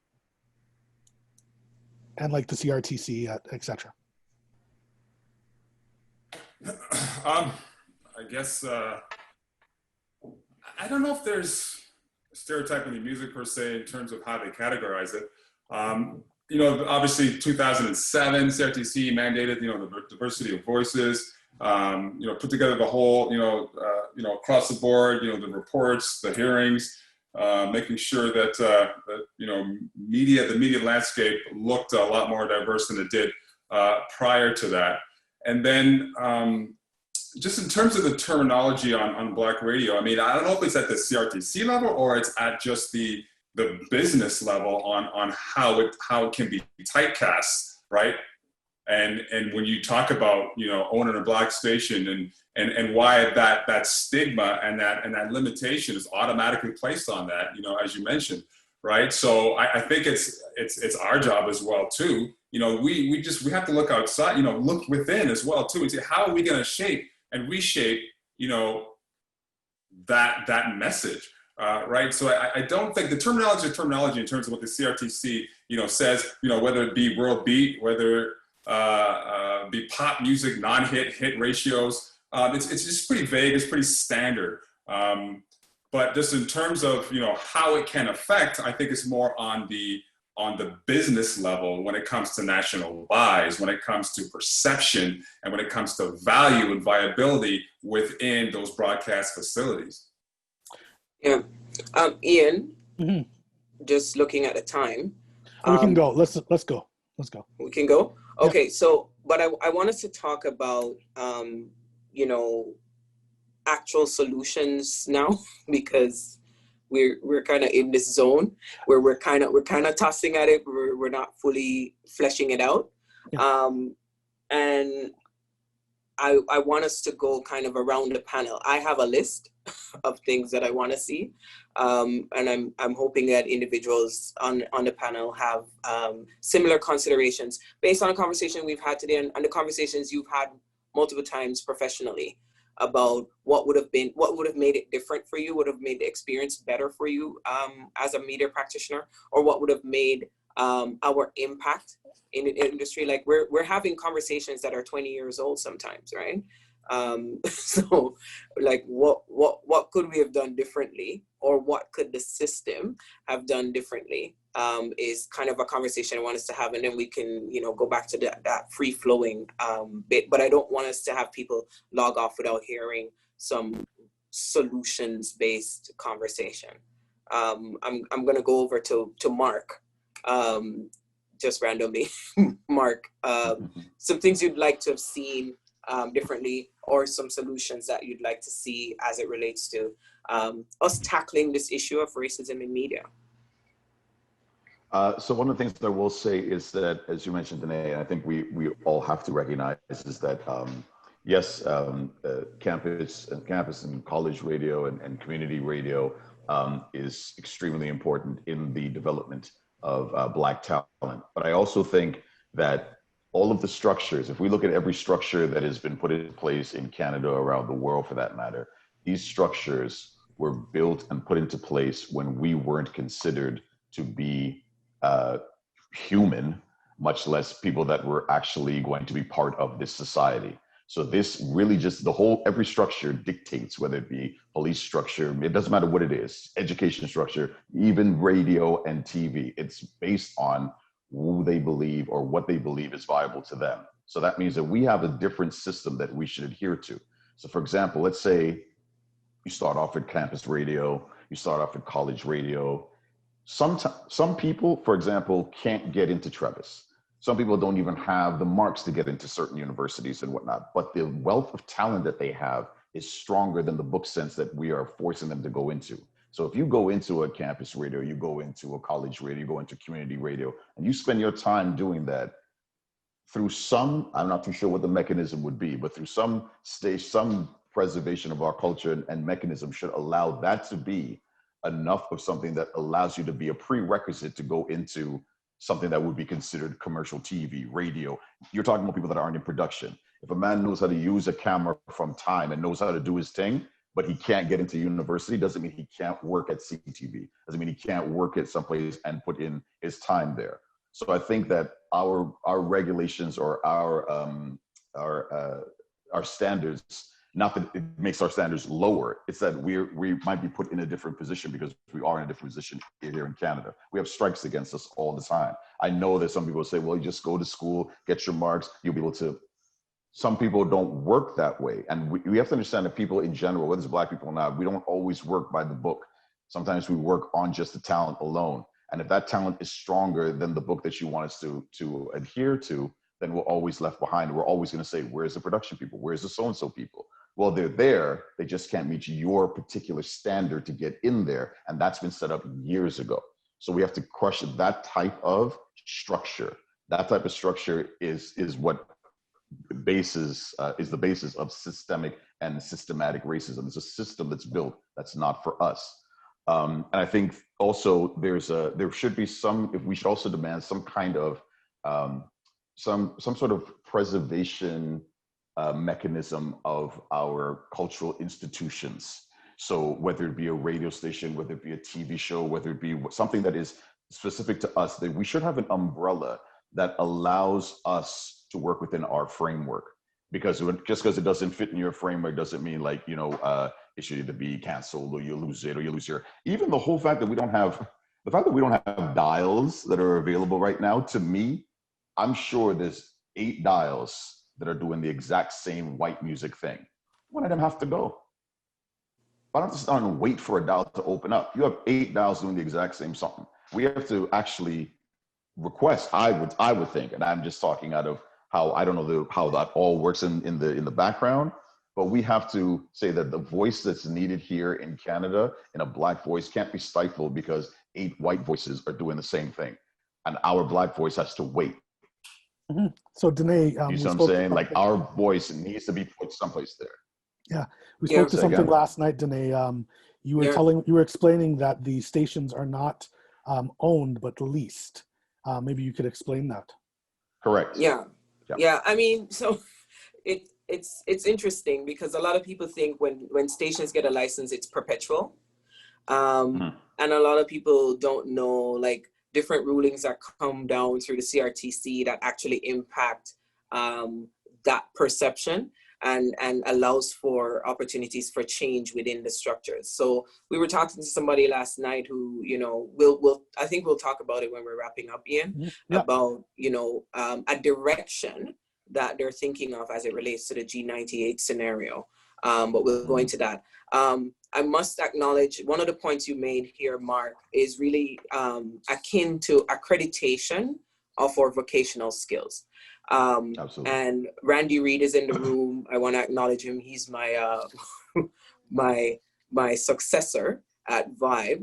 And one of the things that we did at VX3 Exchange, which is our parent umbrella organization, is to identify that if we continue to consistently perfect modular training in media, can we get it to the place where it is acknowledged and accredited by all these institutions and organizations and stations that this skill set that is actively being used and is actively being honed is useful in your space? And so I'll probably add to that when I talk about my solutions. But yeah, I want to get everybody's in. Ace, you've been through the ringer. What are some of the things you'd like to have seen different? Right? Well, I definitely would like to see Black people just being hired in like all spaces, and not just on air, but like behind the scenes too, because I think that's where we need to be. And not even just Black people. I think Black women need to be hired because we have a different perspective on top of all of it, right? We have such a unique perspective and we get the job done. So I really feel like Black women need to be hired specifically in these spaces. That's something that I would love to see. But then also what Mark was saying, like being able to cultivate talent, like a real place where we can really learn what's going on about the industry, how we can maneuver, like how we can just be better and stuff like that. So when these opportunities come, specifically in Toronto, it's like, we know a position opens in Toronto, we don't have the experience because we can't go anywhere else or whatever. So what other ways can we create that experience so that when these positions open, we are still good enough, even though we haven't been working that traditional job for 5 to 8 years, right? So being able to have those spaces specifically for us to cultivate that talent, like that's something that I would really like, because I always felt like I would want to get experience, but it's like, okay, how? Right? Like who's gonna really teach me? So yeah. Sorry. Sajae. Yeah, for sure. I think similar to what Ace was saying and Mark as well. Just acknowledging that the barriers of entry are different for us, and in media spaces, I mentioned this before, like usually it's about who can intern and who can afford to intern and work for free for the longest, and that looks different for people in marginalized communities that are not able to do that. But that doesn't make anyone less talented or less capable. So just acknowledging those differences and that barriers to entry look different. A space where there's like mentoring and advocacy in these companies of like, okay, person have, I guess, what you would call experience, but obviously there's some there. And then just more of a willingness to take chances on things and not just kind of bring them in at the end and feel, yeah. I think, is it just me or are we all getting her? We all didn't hear you well, Sajae. Jay, I think you shifted. Jay, what could be great is if you could type it out and maybe we could repeat it for you somehow. Yeah, I think your connection's bad. Yeah. Put it in the chat and we'll get to it. Still going. Sorry, okay. Yes, Ace. You mentioned internships, and that's so real. Like it was so hard for me to get an internship, right? After coming out of college. And I literally had to go to DC to like do my internship, but it was so easy. Like I had LA, DC, and like a couple other markets willing to give me an internship, but it was like so hard to do here. And it makes no sense. Like I have to move somewhere else to just be able to intern and get free knowledge and work for free. Like to me, that's crazy. That is crazy. Wayne? Yeah, over the last few years, speaking of internship, just to dovetail off of that, I've noticed that throughout my classes, I would say about 20 to 25% of my classes are Black students. 20 to 25%. So we need to create a bigger ecosystem throughout, right? We have to start, we talk about, the jobs that are there, are we getting the opportunities? We've got to get through that ecosystem and get more people through the system, whether it be college, whether it be just online training, whether it be mentorship, whatever. So that is one thing, right, for sure. And I guess maybe just follow up on solutions too.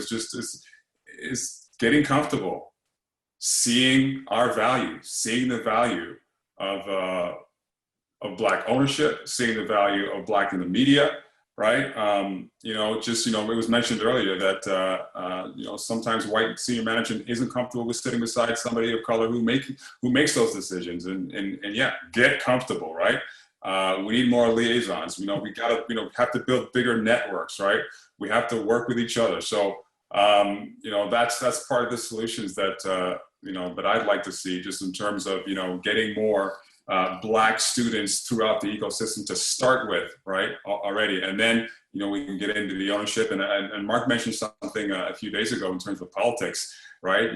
Getting into that landscape as well too, in terms of making those kind of level decisions. So. Donald. Yeah, I think it definitely needs to be people at levels of executive decision making, people of color, people that represent our culture to be at levels of decision making. I think that currently right now, and I could talk from Montreal, there are Black-owned businesses, Black-owned media businesses, like a community contact that is there and then serving the community. I think there still needs to be more of a support for that, and it still needs to continue to support, because without these pioneers, then there won't be where the people of color be reporters for the major media outlets. So there always need to have them to be part of the community. Yeah. T. Well, sorry. I mean, I think there's so much, like in terms of solutions. I like what everyone has said. For me, I'd like to see more opportunities of funding available to a lot of these young cats that are picking up a camera, and guidance for them to follow the structure and mandate of actually applying for some of this funding. I'd like to see that. I'd like to see the doors obviously be more opened by some of these broadcasters, to allow them to embrace the stories, because a lot of times these stories are being created by white producers, and they think, oh, let's just go out and go grab something that we think is Black, and there's usually no Black input surrounding that production. So I'd really like to see more of obviously us in there, being the decision makers. And I'd like to see, I don't know what that body is or what that body would be, but I'd like to see now. I mean, I left Much Music 2001.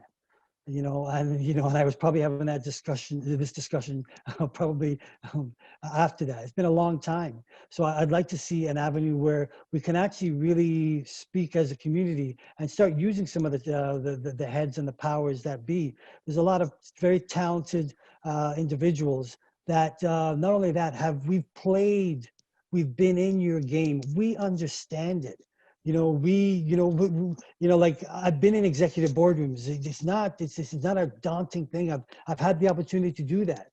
And I think what it is now is I think we have to have the ability to have that voice heard, and to have it positioned in a positive light and in a positive way, to understand that we have something to say. We have an immense talent that has to be heard. And I think it's coming together, but does it have to take, another Black person dying for this to happen, for this conversation to continue? Is this what has to continue has to happen? And it really shouldn't. I mean, I'm sick of it. Like, there's a part of me where it's like, yeah, I can come up with all these great ideas and all these great solutions. Yes, and they're needed. But at the same time, look at what it's taken. You know, I mean, let's not talk about indigenous people, but look at what it's taken for us to even sit here, all of us, amass all our years of talent. Look at what it's taken for us to get to this point, to have this level of a discussion, you know? Yes. And it's a fucking piss off. Like it's disgusting to a certain extent. It really is, you know? And so, you know, is it the, you know, the black person that, you know, drops down, we get a TV network and we, you know, is that the solution? I mean, there's a lot of systemic things we know, but we, you know, I got to remain as positive as I can to continue to chip away. And Ace, I'm going to tell you now, everything you're dealing with, don't hold your head down. This is for you this is to empower you. This is to make you stronger. You're a voice, a female voice and a black woman. You are going to take this. You may not feel it now. You may not see it now. You may not understand it. But 5 years when you are in an executive office and you are an executive, that's what we're looking at. Yep. So hold your head up, and that's what I'm going to tell you now, because that's where it has to come from. That's where this discussion has to move. We've done it. Like I can sit here, complain and bitch all I want, but it's the new voices. The new voices we have to embrace. We have to take them on. We have to nurture them. We have to care for them. We have to give them what we have, what we've suffered, but we give it to them in another positive light, to take it in their voice, their generation. That's what I believe we need. And it's going to happen, because there's somebody right there willing to speak out, willing to do what she's got to do. And we have to embrace it. We have to nurture her. We have to take care of them. And not just Ace, Jay as well. Yes, you know, Jay, you deal with a lot of the same scenario that you're dealing with that Ace is looking at, and I think that my solution that I want to put out here is, if you look at every single major, I guess you could say, chipping stone that has happened in the Canadian industry, okay? None of them happened from one person. None of them happened from one person changing the tide. It was mobilization. It was people coming together with the same mindset and the same power and chipping down the blocks and knocking down doors. And there's being like, yes, we can sit here and say that, oh, these conversations have been happening for 20 years.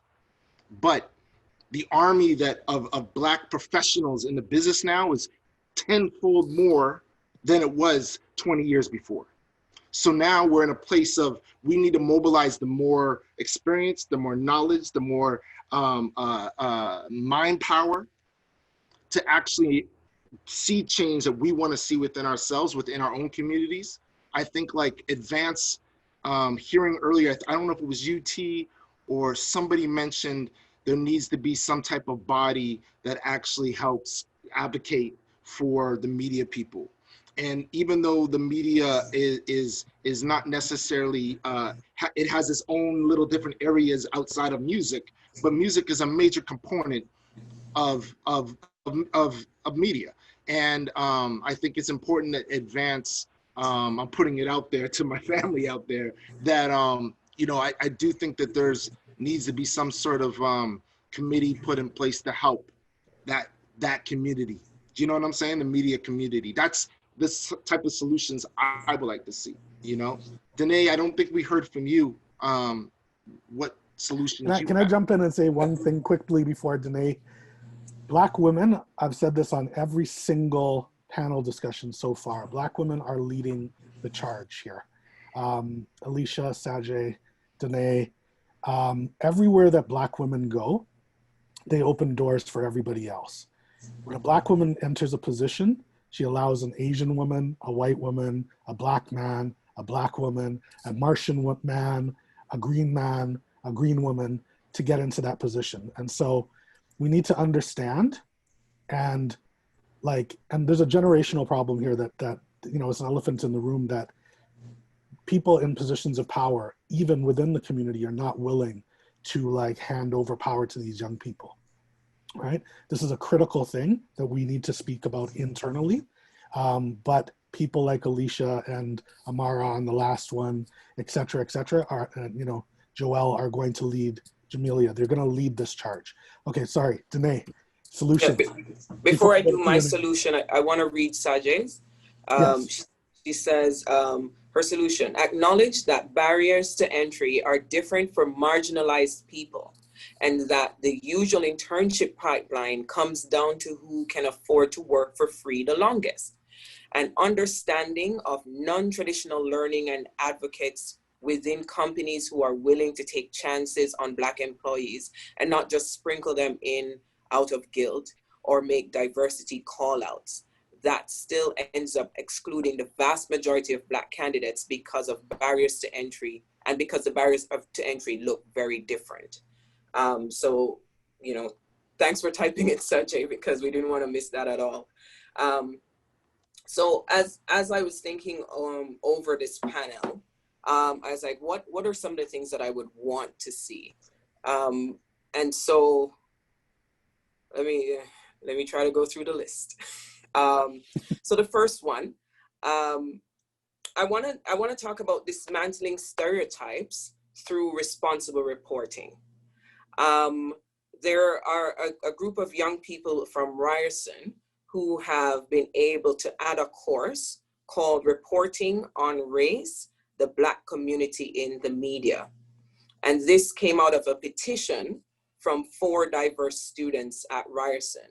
They wanted the experience of the students coming behind them to be better, and they wanted to impact media in a real way. And so they put forward a petition talking about this, and coming out of that is a course that was supposed to be offered this fall. Not sure if it's still going to be offered, COVID and all that stuff, but the course is called Race, the Black Community in the Media. I challenge other institutions that teach our students media to do similar things.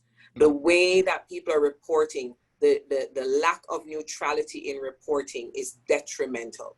It is actually detrimental. It is irresponsible to the way that we are perceived, the way that we are accepted in spaces because of this work that you do. And so I'm challenging any institution that listens to this rebroadcast that take a leaf out of these young people's book at Ryerson and do this across the board, because you can continue, but it will be continually detrimental. And there will come a point where individuals will access agency and fix it. We don't want to get to that place. Let us all collectively fix it now. So this is just one way.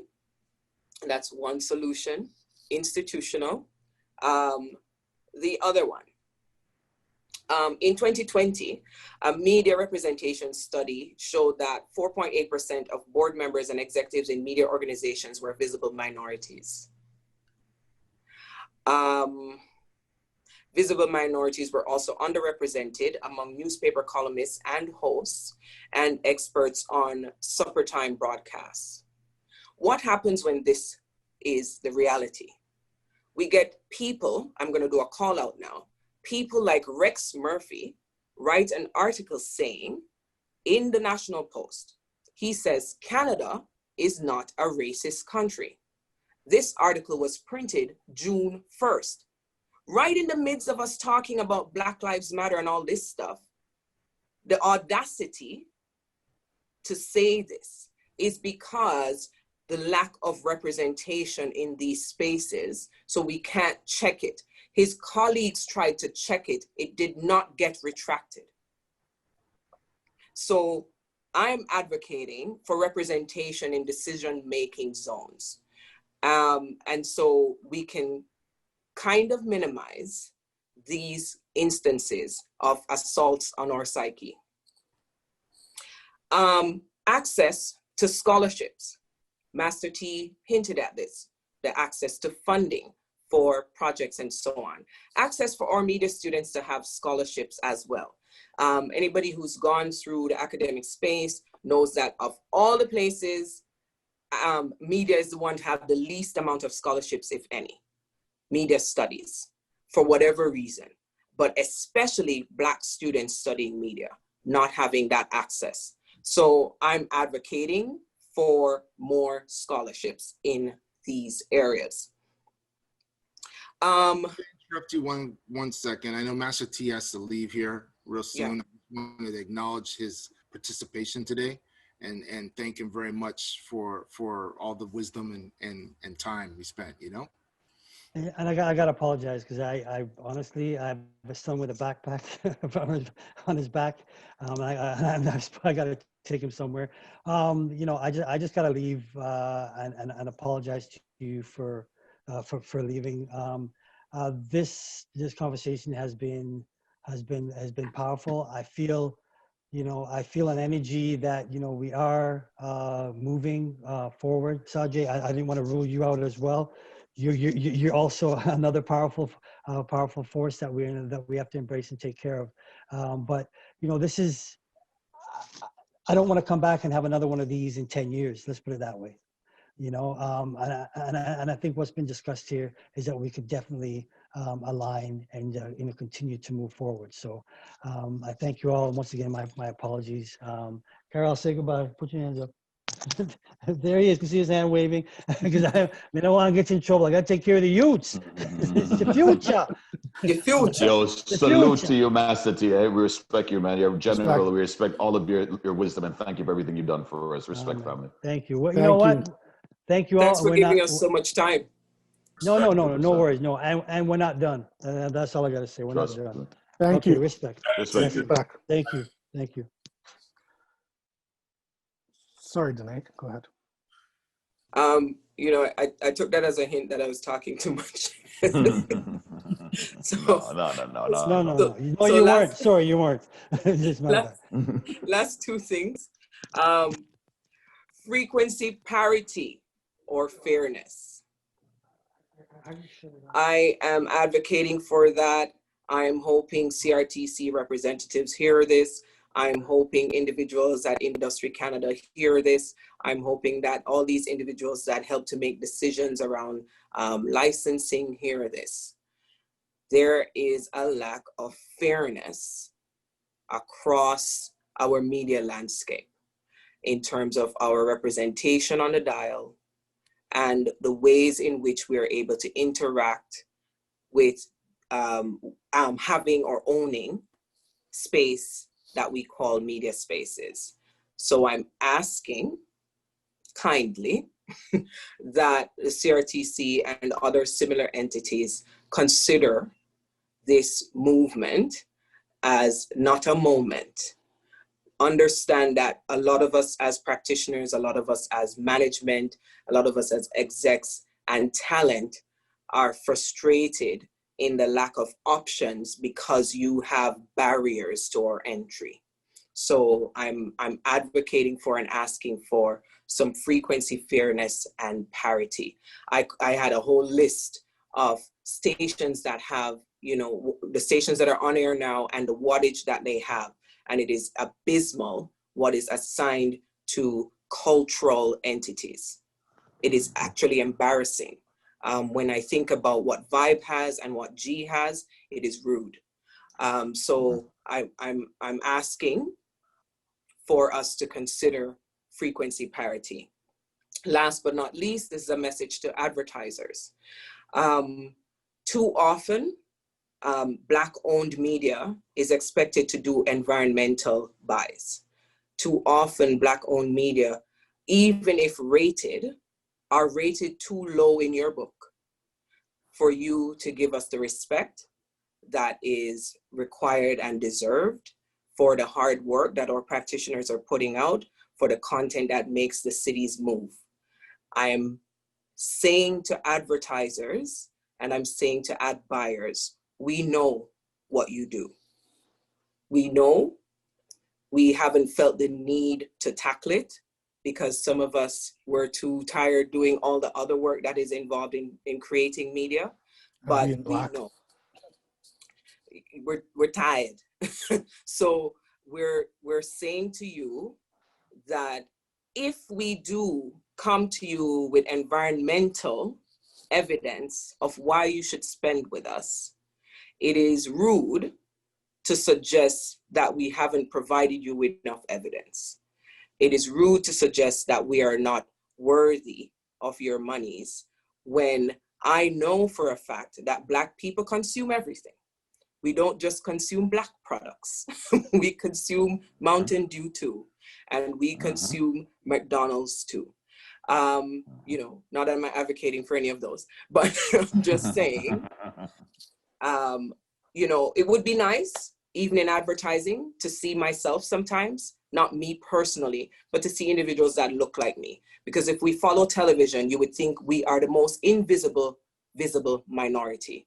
I'm calling it all out. I'm laying it on the table. Good. I only work in media as a consultant now.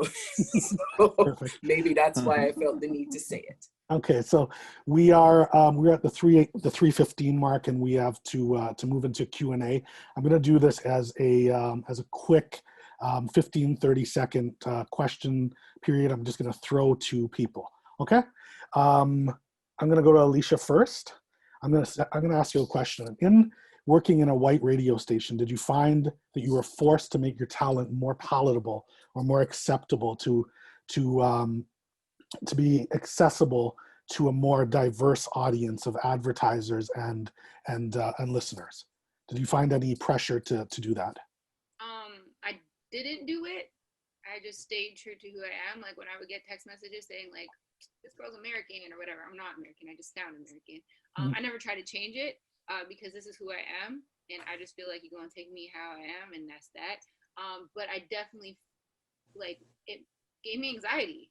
Like, am I talking about Black people too much? Like, am I doing too much? I never felt like I was truly, I could be confident in who I was, because I'm thinking like, oh, well, maybe that's why people don't want to listen to me, or maybe that's why people like don't actually like me enough, or maybe my bosses are thinking the same thing too. And if my coworkers are saying I'm talking about Black people, then for sure, Black people too much, then I'm for sure doing it. So it was always a thought in the back of my mind, but at the same time, I was like, this is who I am, and if I'm not doing it, like, we need to be talked about. There needs to be somebody who represents us. So I'm going to continue doing it, because the people that are DMing me and texting me that do support me love it, right? So yeah, it's like it was definitely something that's like, okay, I'm scared that might not be the reason why I don't have the ratings that everybody would like me to have, but I don't want to be something that I'm not, just to fit in and like, yeah, whiten up something that's ours. I'm not that person. Cool. I want to throw this to the radio people, to Donald, to Wayne, and Danae, as well as Mark. All of you have worked in radio. We've touched on PPM. We've touched on demographics. What do you think that the impact of collection of race-based data would be in radio land?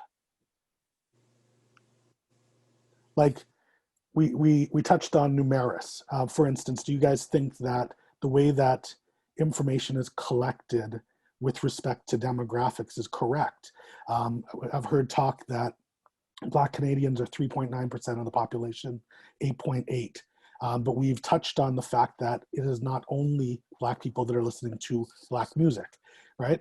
I checked this week, 7 of the 10 records, from Jason Derulo to Drake to Baby, right, to the Baby, like 7 of the 10 records on the Hot 100 are Black records. So my question is the way that demographics is collected and how it pertains to radio affecting Black radio stations and stations that play Black music? Is there a systemic problem there? I guess you can look at the entire numerous scenario, and whether it be online data collection, whether it be the survey, whether it be PPM, and we've been talking about this is age old. Like, is it uniform? Is there enough ballots, enough PPMs in the marketplace to actually reflect the landscape of the city? And that being said, when it's not even enough for the majority, it definitely isn't enough for the minority. So it's very difficult just in terms of the job that we have to do on our end when we don't feel that data is being collected properly, just in terms of of how it is dispersed across the markets. And it could be the frequency of when the data is recorded, and just in terms of just doing the homework and getting it out to a more of a diverse landscape. Does it need to be some kind of a system that actually represents, the more niche-based stations, or the Black owned and operated stations, or just stations in general that aren't the big commercial cash cow style stations? Is there some kind of weighting system that needs to be taken place? Is it more of an electoral college kind of thing in the US, where it's not necessarily a popular vote kind of thing? It's kind of like, do we need to help Numeris out in terms of, are you getting that data across fairly, to Danae's point, right, and evenly? Because for the life of us, we definitely haven't felt that it is fair in terms of distribution and the data collected by any means. With the new PPM system that just, not new, but it's been out for a minute, but there's this thing called accidental tuning where, the large stations, the big corporate stations, and they have, a lot of money. They're in the malls. Yeah, exactly, right? So that's collecting data that, that necessarily isn't that listener's P1 radio station. So to that point, no, it's not being collected fairly. And we need to work out some system that maybe, does accurately portray what's happening when it comes to medium and small style Black-based radio stations. Also, just to add to Wayne's point, I think also when you look at the numbers in Numeris, what does that represent? Does it represent the demographics that radio is actually actively going after? Or does it represent a younger demographic that is looking for content that they're not finding on traditional airways in this country? So when you look at the when you look at the numbers of Numeris and you look at the placement of the top 100, that represents a lot of streaming from personal devices like phones. And so therefore the discussion has to be made to the point where private radio industry and the business in general has to be, well, do we tap into that and actually present ourselves as being a business model in terms of having broadcasting stations across this country, tapping into that one year. But if you talk to certain representatives of people in the radio industry, sales will tell you that they have a certain demographic what they're selling to, which it doesn't necessarily represent the younger demo, right? Mm-hmm. Maybe Wayne could add to that. Or Danae. Yeah, so we go ahead, Wayne. Oh, Danae, I was saying, yeah, please, Danae. Okay, so some of the things as watching videos that Numeris put out, and they've indicated that they actually aren't capturing age 24 to 35 right now for some reason. They didn't give a reason why, but that's one of the things that's happening. The other thing is they have put out videos appealing for individuals to sign up to be on panels. So I would suggest that our community also take advantage of that and reach out to Numeris, because for the life of me, during the entire time that I was in the radio station, I did not know a person who was called by Numeris. I didn't. If they phone, by the way, culturally, do Black people pick up the phone for numbers that they don't know? No. That's what I was saying. Like, Black people just be ignoring, pushing that ignore button or hanging up real quick. Like, we're not.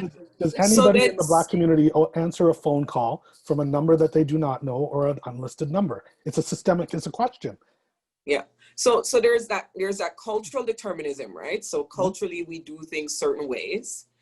And are there better ways to reach us? Like going to places that they know we frequent and accept media from. So like, did they advertise on G to say they're looking for panelists, right? Did they advertise, with anybody else on this panel to say they're looking for panelists? So I'm a strong advocate for cultural IQ, and I don't like giving people excuses, like Black people don't do certain things. Learn about us. We do things differently, right? So I'm gonna throw to Mark. So G98.7, let's just address it. G98.7 is in trouble. It's in receivership. We are in a position where potentially we, as a community, will and Alicia might be able to speak to this too, this is just my vibe, is that we might be in 2020 in a position that we were in 1999 with no Black representation except for Vibe 105. By and large, a lot of the personalities that were on the other community radio stations like CKLN, 88.1, which is now no longer, CIUT, etc. Those shows, a lot of those spexes and those jesters and whomever went to the other stations, and now those stations, those shows on those stations are no longer present. So we find ourselves in a position where we may not have commercial radio, where realistically, and Alicia might be able to speak to this, Flow doesn't seem like they're going to be staying playing Black music much longer. They look like they could flip, right? My question is, first to Strong, right? With respect to G98.7, what do you think the influence, the impact of stereotyping was, and do you think that it had an influence on G's ability to be in the rooms with the big decision makers, to get things like how Hot 97 has a summer jam, to create relationships and partnerships with Live Nation, to pick up sponsorship from Red Bull, and to do these kind of things? What do you think that the role of race played in that for G98.7? Well, I know from the conception of Flow and G, there were many big boys in the radio industry that petitioned and made sure these stations didn't come about to begin with.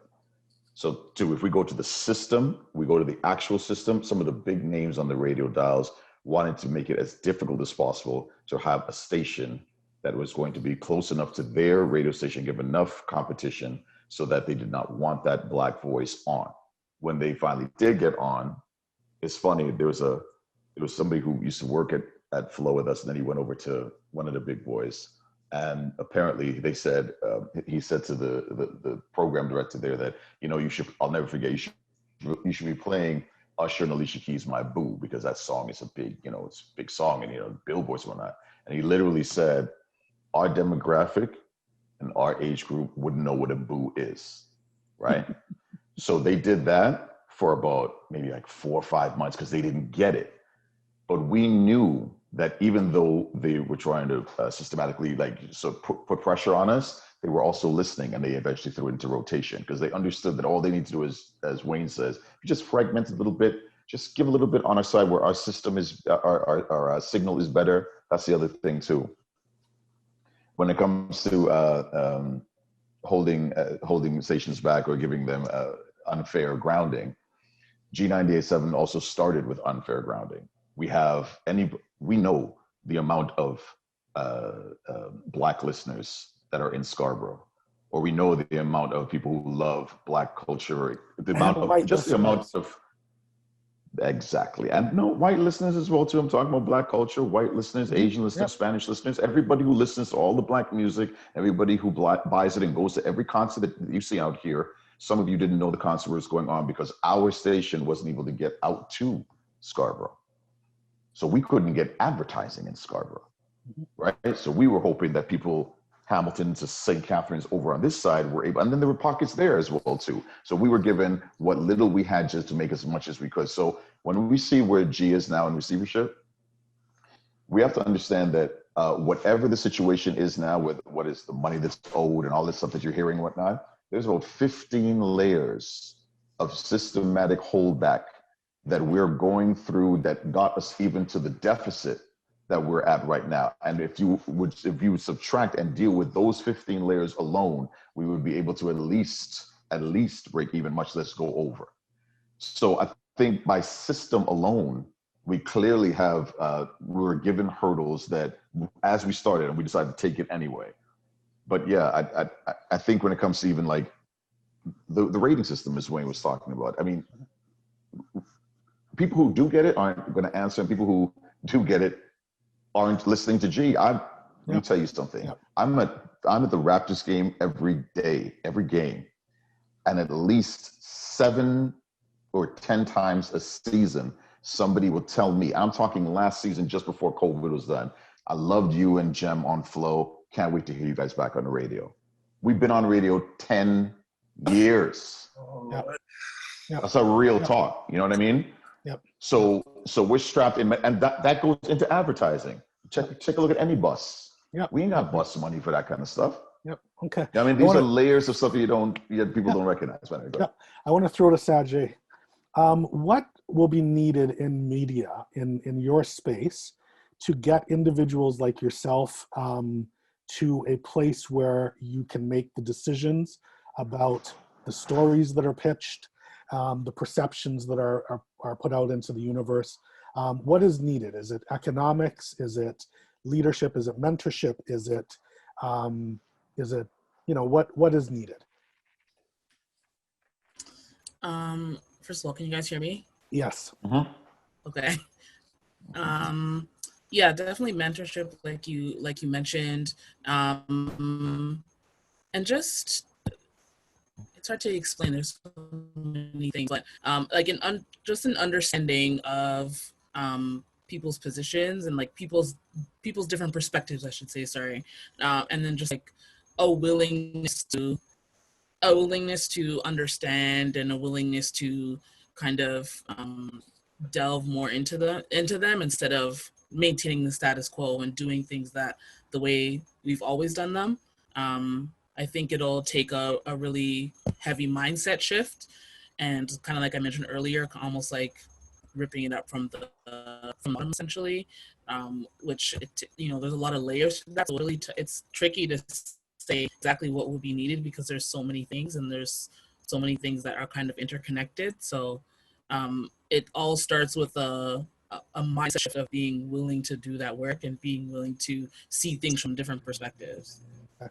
I'm going to throw to Donald.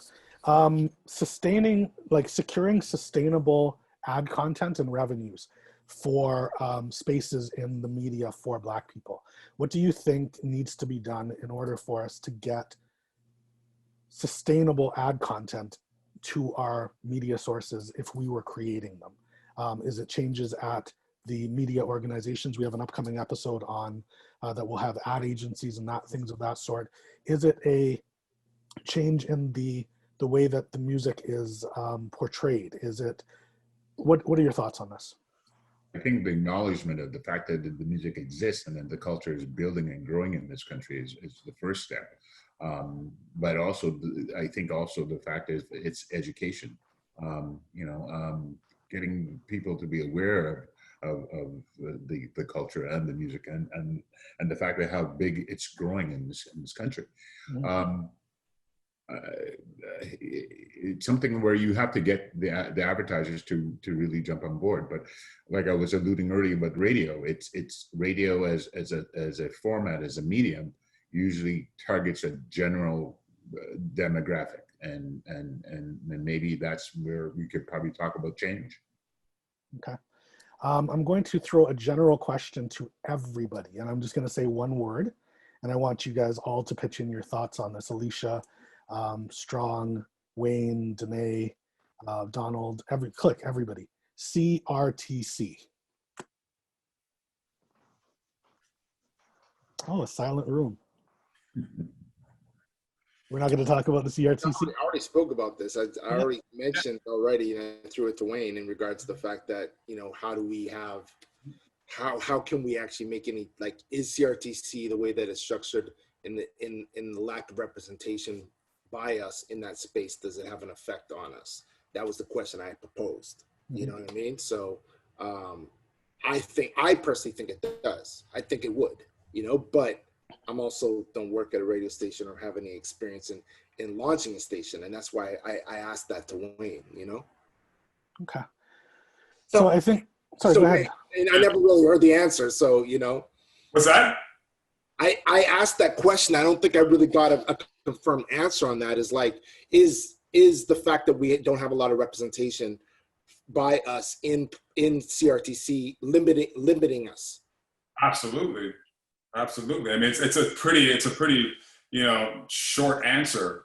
It definitely is, and just we need more representation at that level. And I believe I did allude to that, in my long-winded answer. But definitely that is an issue that needs to be addressed. right? And that's part of the solutions of, you know, where we're talking, what we're going through here is how do we get more decision makers at that level? You know, I've been to numerous CRTC hearings, and yeah, there are not a lot of people that look like me up in, you know, on those panels, making the decisions and listening to our pleas for equality, Danae. Right? So no, it's not there. It's not there. So in terms of battling that system, right, what do you believe is what would be needed to make those changes? Well, that's a CRTC, put some Black people on your board. Yeah, I mean, it's no, but I'm saying, okay, it's easy to say that. Yeah. If we're not making those changes. Yeah, exactly. We need to do beyond just sitting here and saying that. Is there mobilization? Is there protesting? Is there? Like, I'm asking what action if they're not doing it. That's what I'm asking. There is. To get through that ecosystem, I mean, you have to build. I mean, there's got to be, you know, there's got to be troops. There's got to be an ecosystem that's built from, you know, commercial media and then makes its way into Ottawa and to get to that level, right? So, and there's got to be, the volume has to be there first, right? You just, you know, the amount of people of color coming through the ecosystem is where we need to start with that. It's just not an easy thing. Like to your point, easy to say, but how do we do that? And it doesn't start, you know, yesterday and we're there by the end of the year. It can be sometimes a slow burn, but yeah, I believe that mobilization is part of it. I believe that training and working within ourselves to get our media professionals up to that level, petitions, right? Everything of that nature, the more that we can, you know, petition the CRTC to have people of color that reflect and can make those decisions that reflect us. Thank you. Definitely key. Thank you. I would say that I think that we need a body of professionals that have been in the industry for quite a long time, that know how to navigate and maneuver through the industry, that would probably be able to advance the talk and advance the issue and put forward some sort of advancement towards what we need in the CRTC. That's the only way we can advance. I'm just saying that if we've got bodies that are put together, and I'm telling it because I know that there's some strong people in there, and I know there are people that are not making any joke. It's time to make a move. And when we get these moves and we get these supports and we get money and we get recognition, all that lovely stuff, I know that I have all confidence in the fact that at this point in this juncture in time, I know we've been talking about 20 years, 10 years, 15 years, but there's something about this special moment in time that COVID met Black Lives Matter, that for some reason there's an explosion happening now that we can take advantage of. And I hope that we can advance to another level. Yep. Thank you, Mark. Thank you, Yes. Mark. I 100%, 1000% agree with you. And I have every trust in it. I feel like it's something feels different in the air. I feel it differently speaking with my colleagues, with you guys. There's definitely something there, and I hope that everybody who's watching this feels that same type of thing and signs up to advance and also form other organizations and other spaces to make change. You know. No doubt. So, sorry, Danae, did you want to speak on that quickly, or? Just quickly, I just wanted to say it has to be a fist approach and not a hand opened. So advance, yes. The word we're not saying is lobby. So whomever, whether it is with Advance or anybody else, or a combination of groups, has to make those things a part of their manifesto.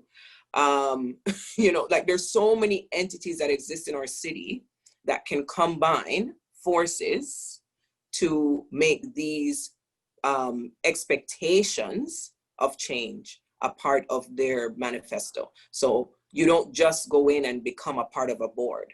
How do they get on a board? And in approaching their board, what does the lobby say? The lobby says, we would like to be a constituent of the CRTC, right? So It's a collective move. It is not going to be this. It has to be this. Thank you. Perfect. I have a question for Alicia and Sajae. It comes from our audience. The question is, it's for everyone actually. Any ideas on how people who just graduated from media programs should try getting into the industry that they want to be in, broadcasting, journalism, etc.?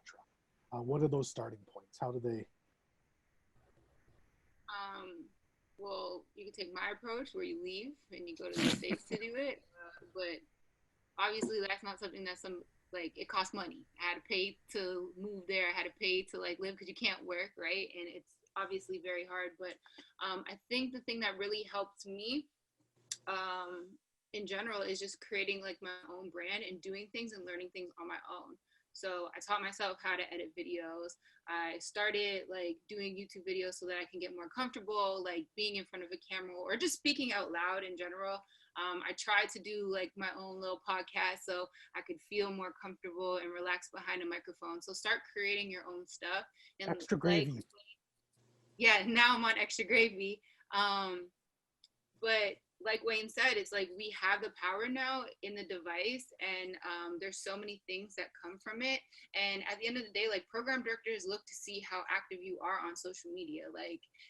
With my previous job, I was an online editor, and that's how I really got my first start in radio, is because I worked at an advertising agency running social media campaigns, which I had taught myself how to maneuver the social media space, which allowed me to get the job at Radio One as an online editor. And anytime that I was sitting with the program directors, it was you need to listen to Ace and do what she says in this digital space, whether it's blogging, whether it's posting on social media, and creating video content. That's such a big thing that a lot of program directors are looking for now. So if you're able to do that on your own, you're going to have way more experience than personalities who've been in the game forever and don't even want to touch it or don't even know how to do it. And that's going to be your leverage to get you into the door. And then who knows, you never know what could potentially pop off on that. I'll tell you, some of my paychecks from working with brands to post on my Instagram, I got more money than what I would with my job at Flow, my regular paychecks, right? And I'm only posting something on social media. It takes me a couple of hours to take a picture, do the video, and bam, I'm getting a couple $1,000 for it. So if you're able to do that and own this online space, you might never even have to do traditional media ever again, and you might be paid more. So just start where you're at right now. Use the digital space as much as you can, and then I feel like anything is possible. Okay. Sajae? Yeah, comparing that, I totally agree. I think once you get to the point where you realize there are, all these different barriers, you just, what a lot of me and my cohorts have done, you have to just start on your own. It's not always the best solution, and it can be tiring at times, but when you're just starting out, you almost have to create your own internship in that sense. And just there's so many things that you can teach yourself on top of whatever you took in school. So yeah, definitely try to push yourself in terms of creating your own content that you own, and which is another good thing, because sometimes when you create things under a company, you don't always own that intellectual property. So it's always better to get started with creating something that you own. Okay. Sorry, I also want to add not mentorship, network. Start meeting people, doing the research on who is actually hiring, and network with them. My biggest thing I think that helps me over anybody else is that I know so many program directors in the States, and now when a position opens up, they reach out to me and be like, hey, do you want to move to this market? I know it's Raleigh, North Carolina, do you want to? It's Richmond, Virginia, do you want to? But that's because I've really built up a good rapport with them, and they like me, and they see the work that I do on my own outside of being on one specific platform. And so that helps too. So your network, and I've never gotten a job, whether it's on radio here, whether in the States, whether in advertising, wherever I've worked, I've always gotten a job because I've known somebody that was oh, Alicia, she does the job, so you need to hire her. Okay, so I think that we have exhausted the topic to the full extent that we can. I want to thank everyone: Wayne Williams, Sajae Elder, Alicia West, Donald Robbins, Danae Peart, and of course, Mr. Mark Strong, in absentia, Mr. Master T, the great, and thank you for attending. Breaking Down Racial Barriers. Log on to www.bdrb.ca and sign up for the upcoming episodes. We have episodes on the media space. We have episodes on the entertainment spaces, nightclubs and venues. We will talk about sponsorship. We have 2 episodes on succession, one on how to get young people like Alicia and Sajae for how they and everybody else get younger people into the industry and assist them, and one on the executives like Wayne Williams and Donald, etc., and Mark into the next level, whatever those C-suites or ownership are. So tune in. We have 7 more weeks to go, 6 more weeks, and then suggestions and finales before we write a report that will be disseminated across the industry. So thank you all for your contribution. Yes. This has been Breaking Down Racial Barriers, episode 3. And thank you, Ian, and thank you, CIMA, and thank you, Advance, and thank you, everybody who's been watching on Facebook, everybody who's been chatting. And I'm sorry if we weren't able to get to every question. There's been a bunch of stuff, but we've been trying our best here, and I think we've done a pretty good job. Again, I want to acknowledge a lot of the stuff we talked about today was, obviously mobilizing, lobbying, getting together.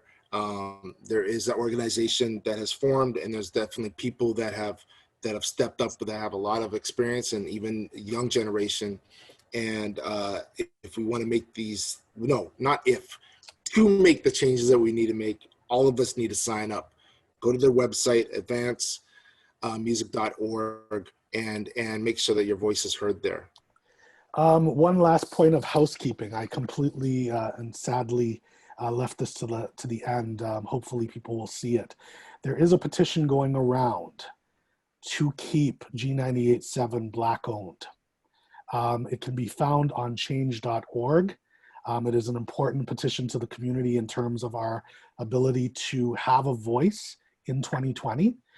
It's an important petition in terms of representation for people like Alicia, and others like Strong, to have places to work.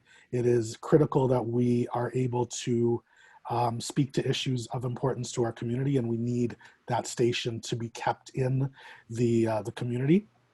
Under this diversity of voices thing, and Danae might be able to speak, or Wayne, more to it. Although it is a Black music station, it can be flipped to another multicultural station, I believe. And right. So it's very important that the people who purchase that station have our interests in mind. So the petition is at petition.org. Is that what it's called? Change.org. Change.org. Change.org. And I will be sending out information across my social media, and I hope everyone will share it. Okay. This has been Breaking Down Racial Barriers, episode 3. Thank you so much to all panelists, Master T and Abstentia, and we're out. Thanks. Peace. Bye, guys. Thank you, everybody. Thank you. Thank you. Take care. Awesome. Bye-bye.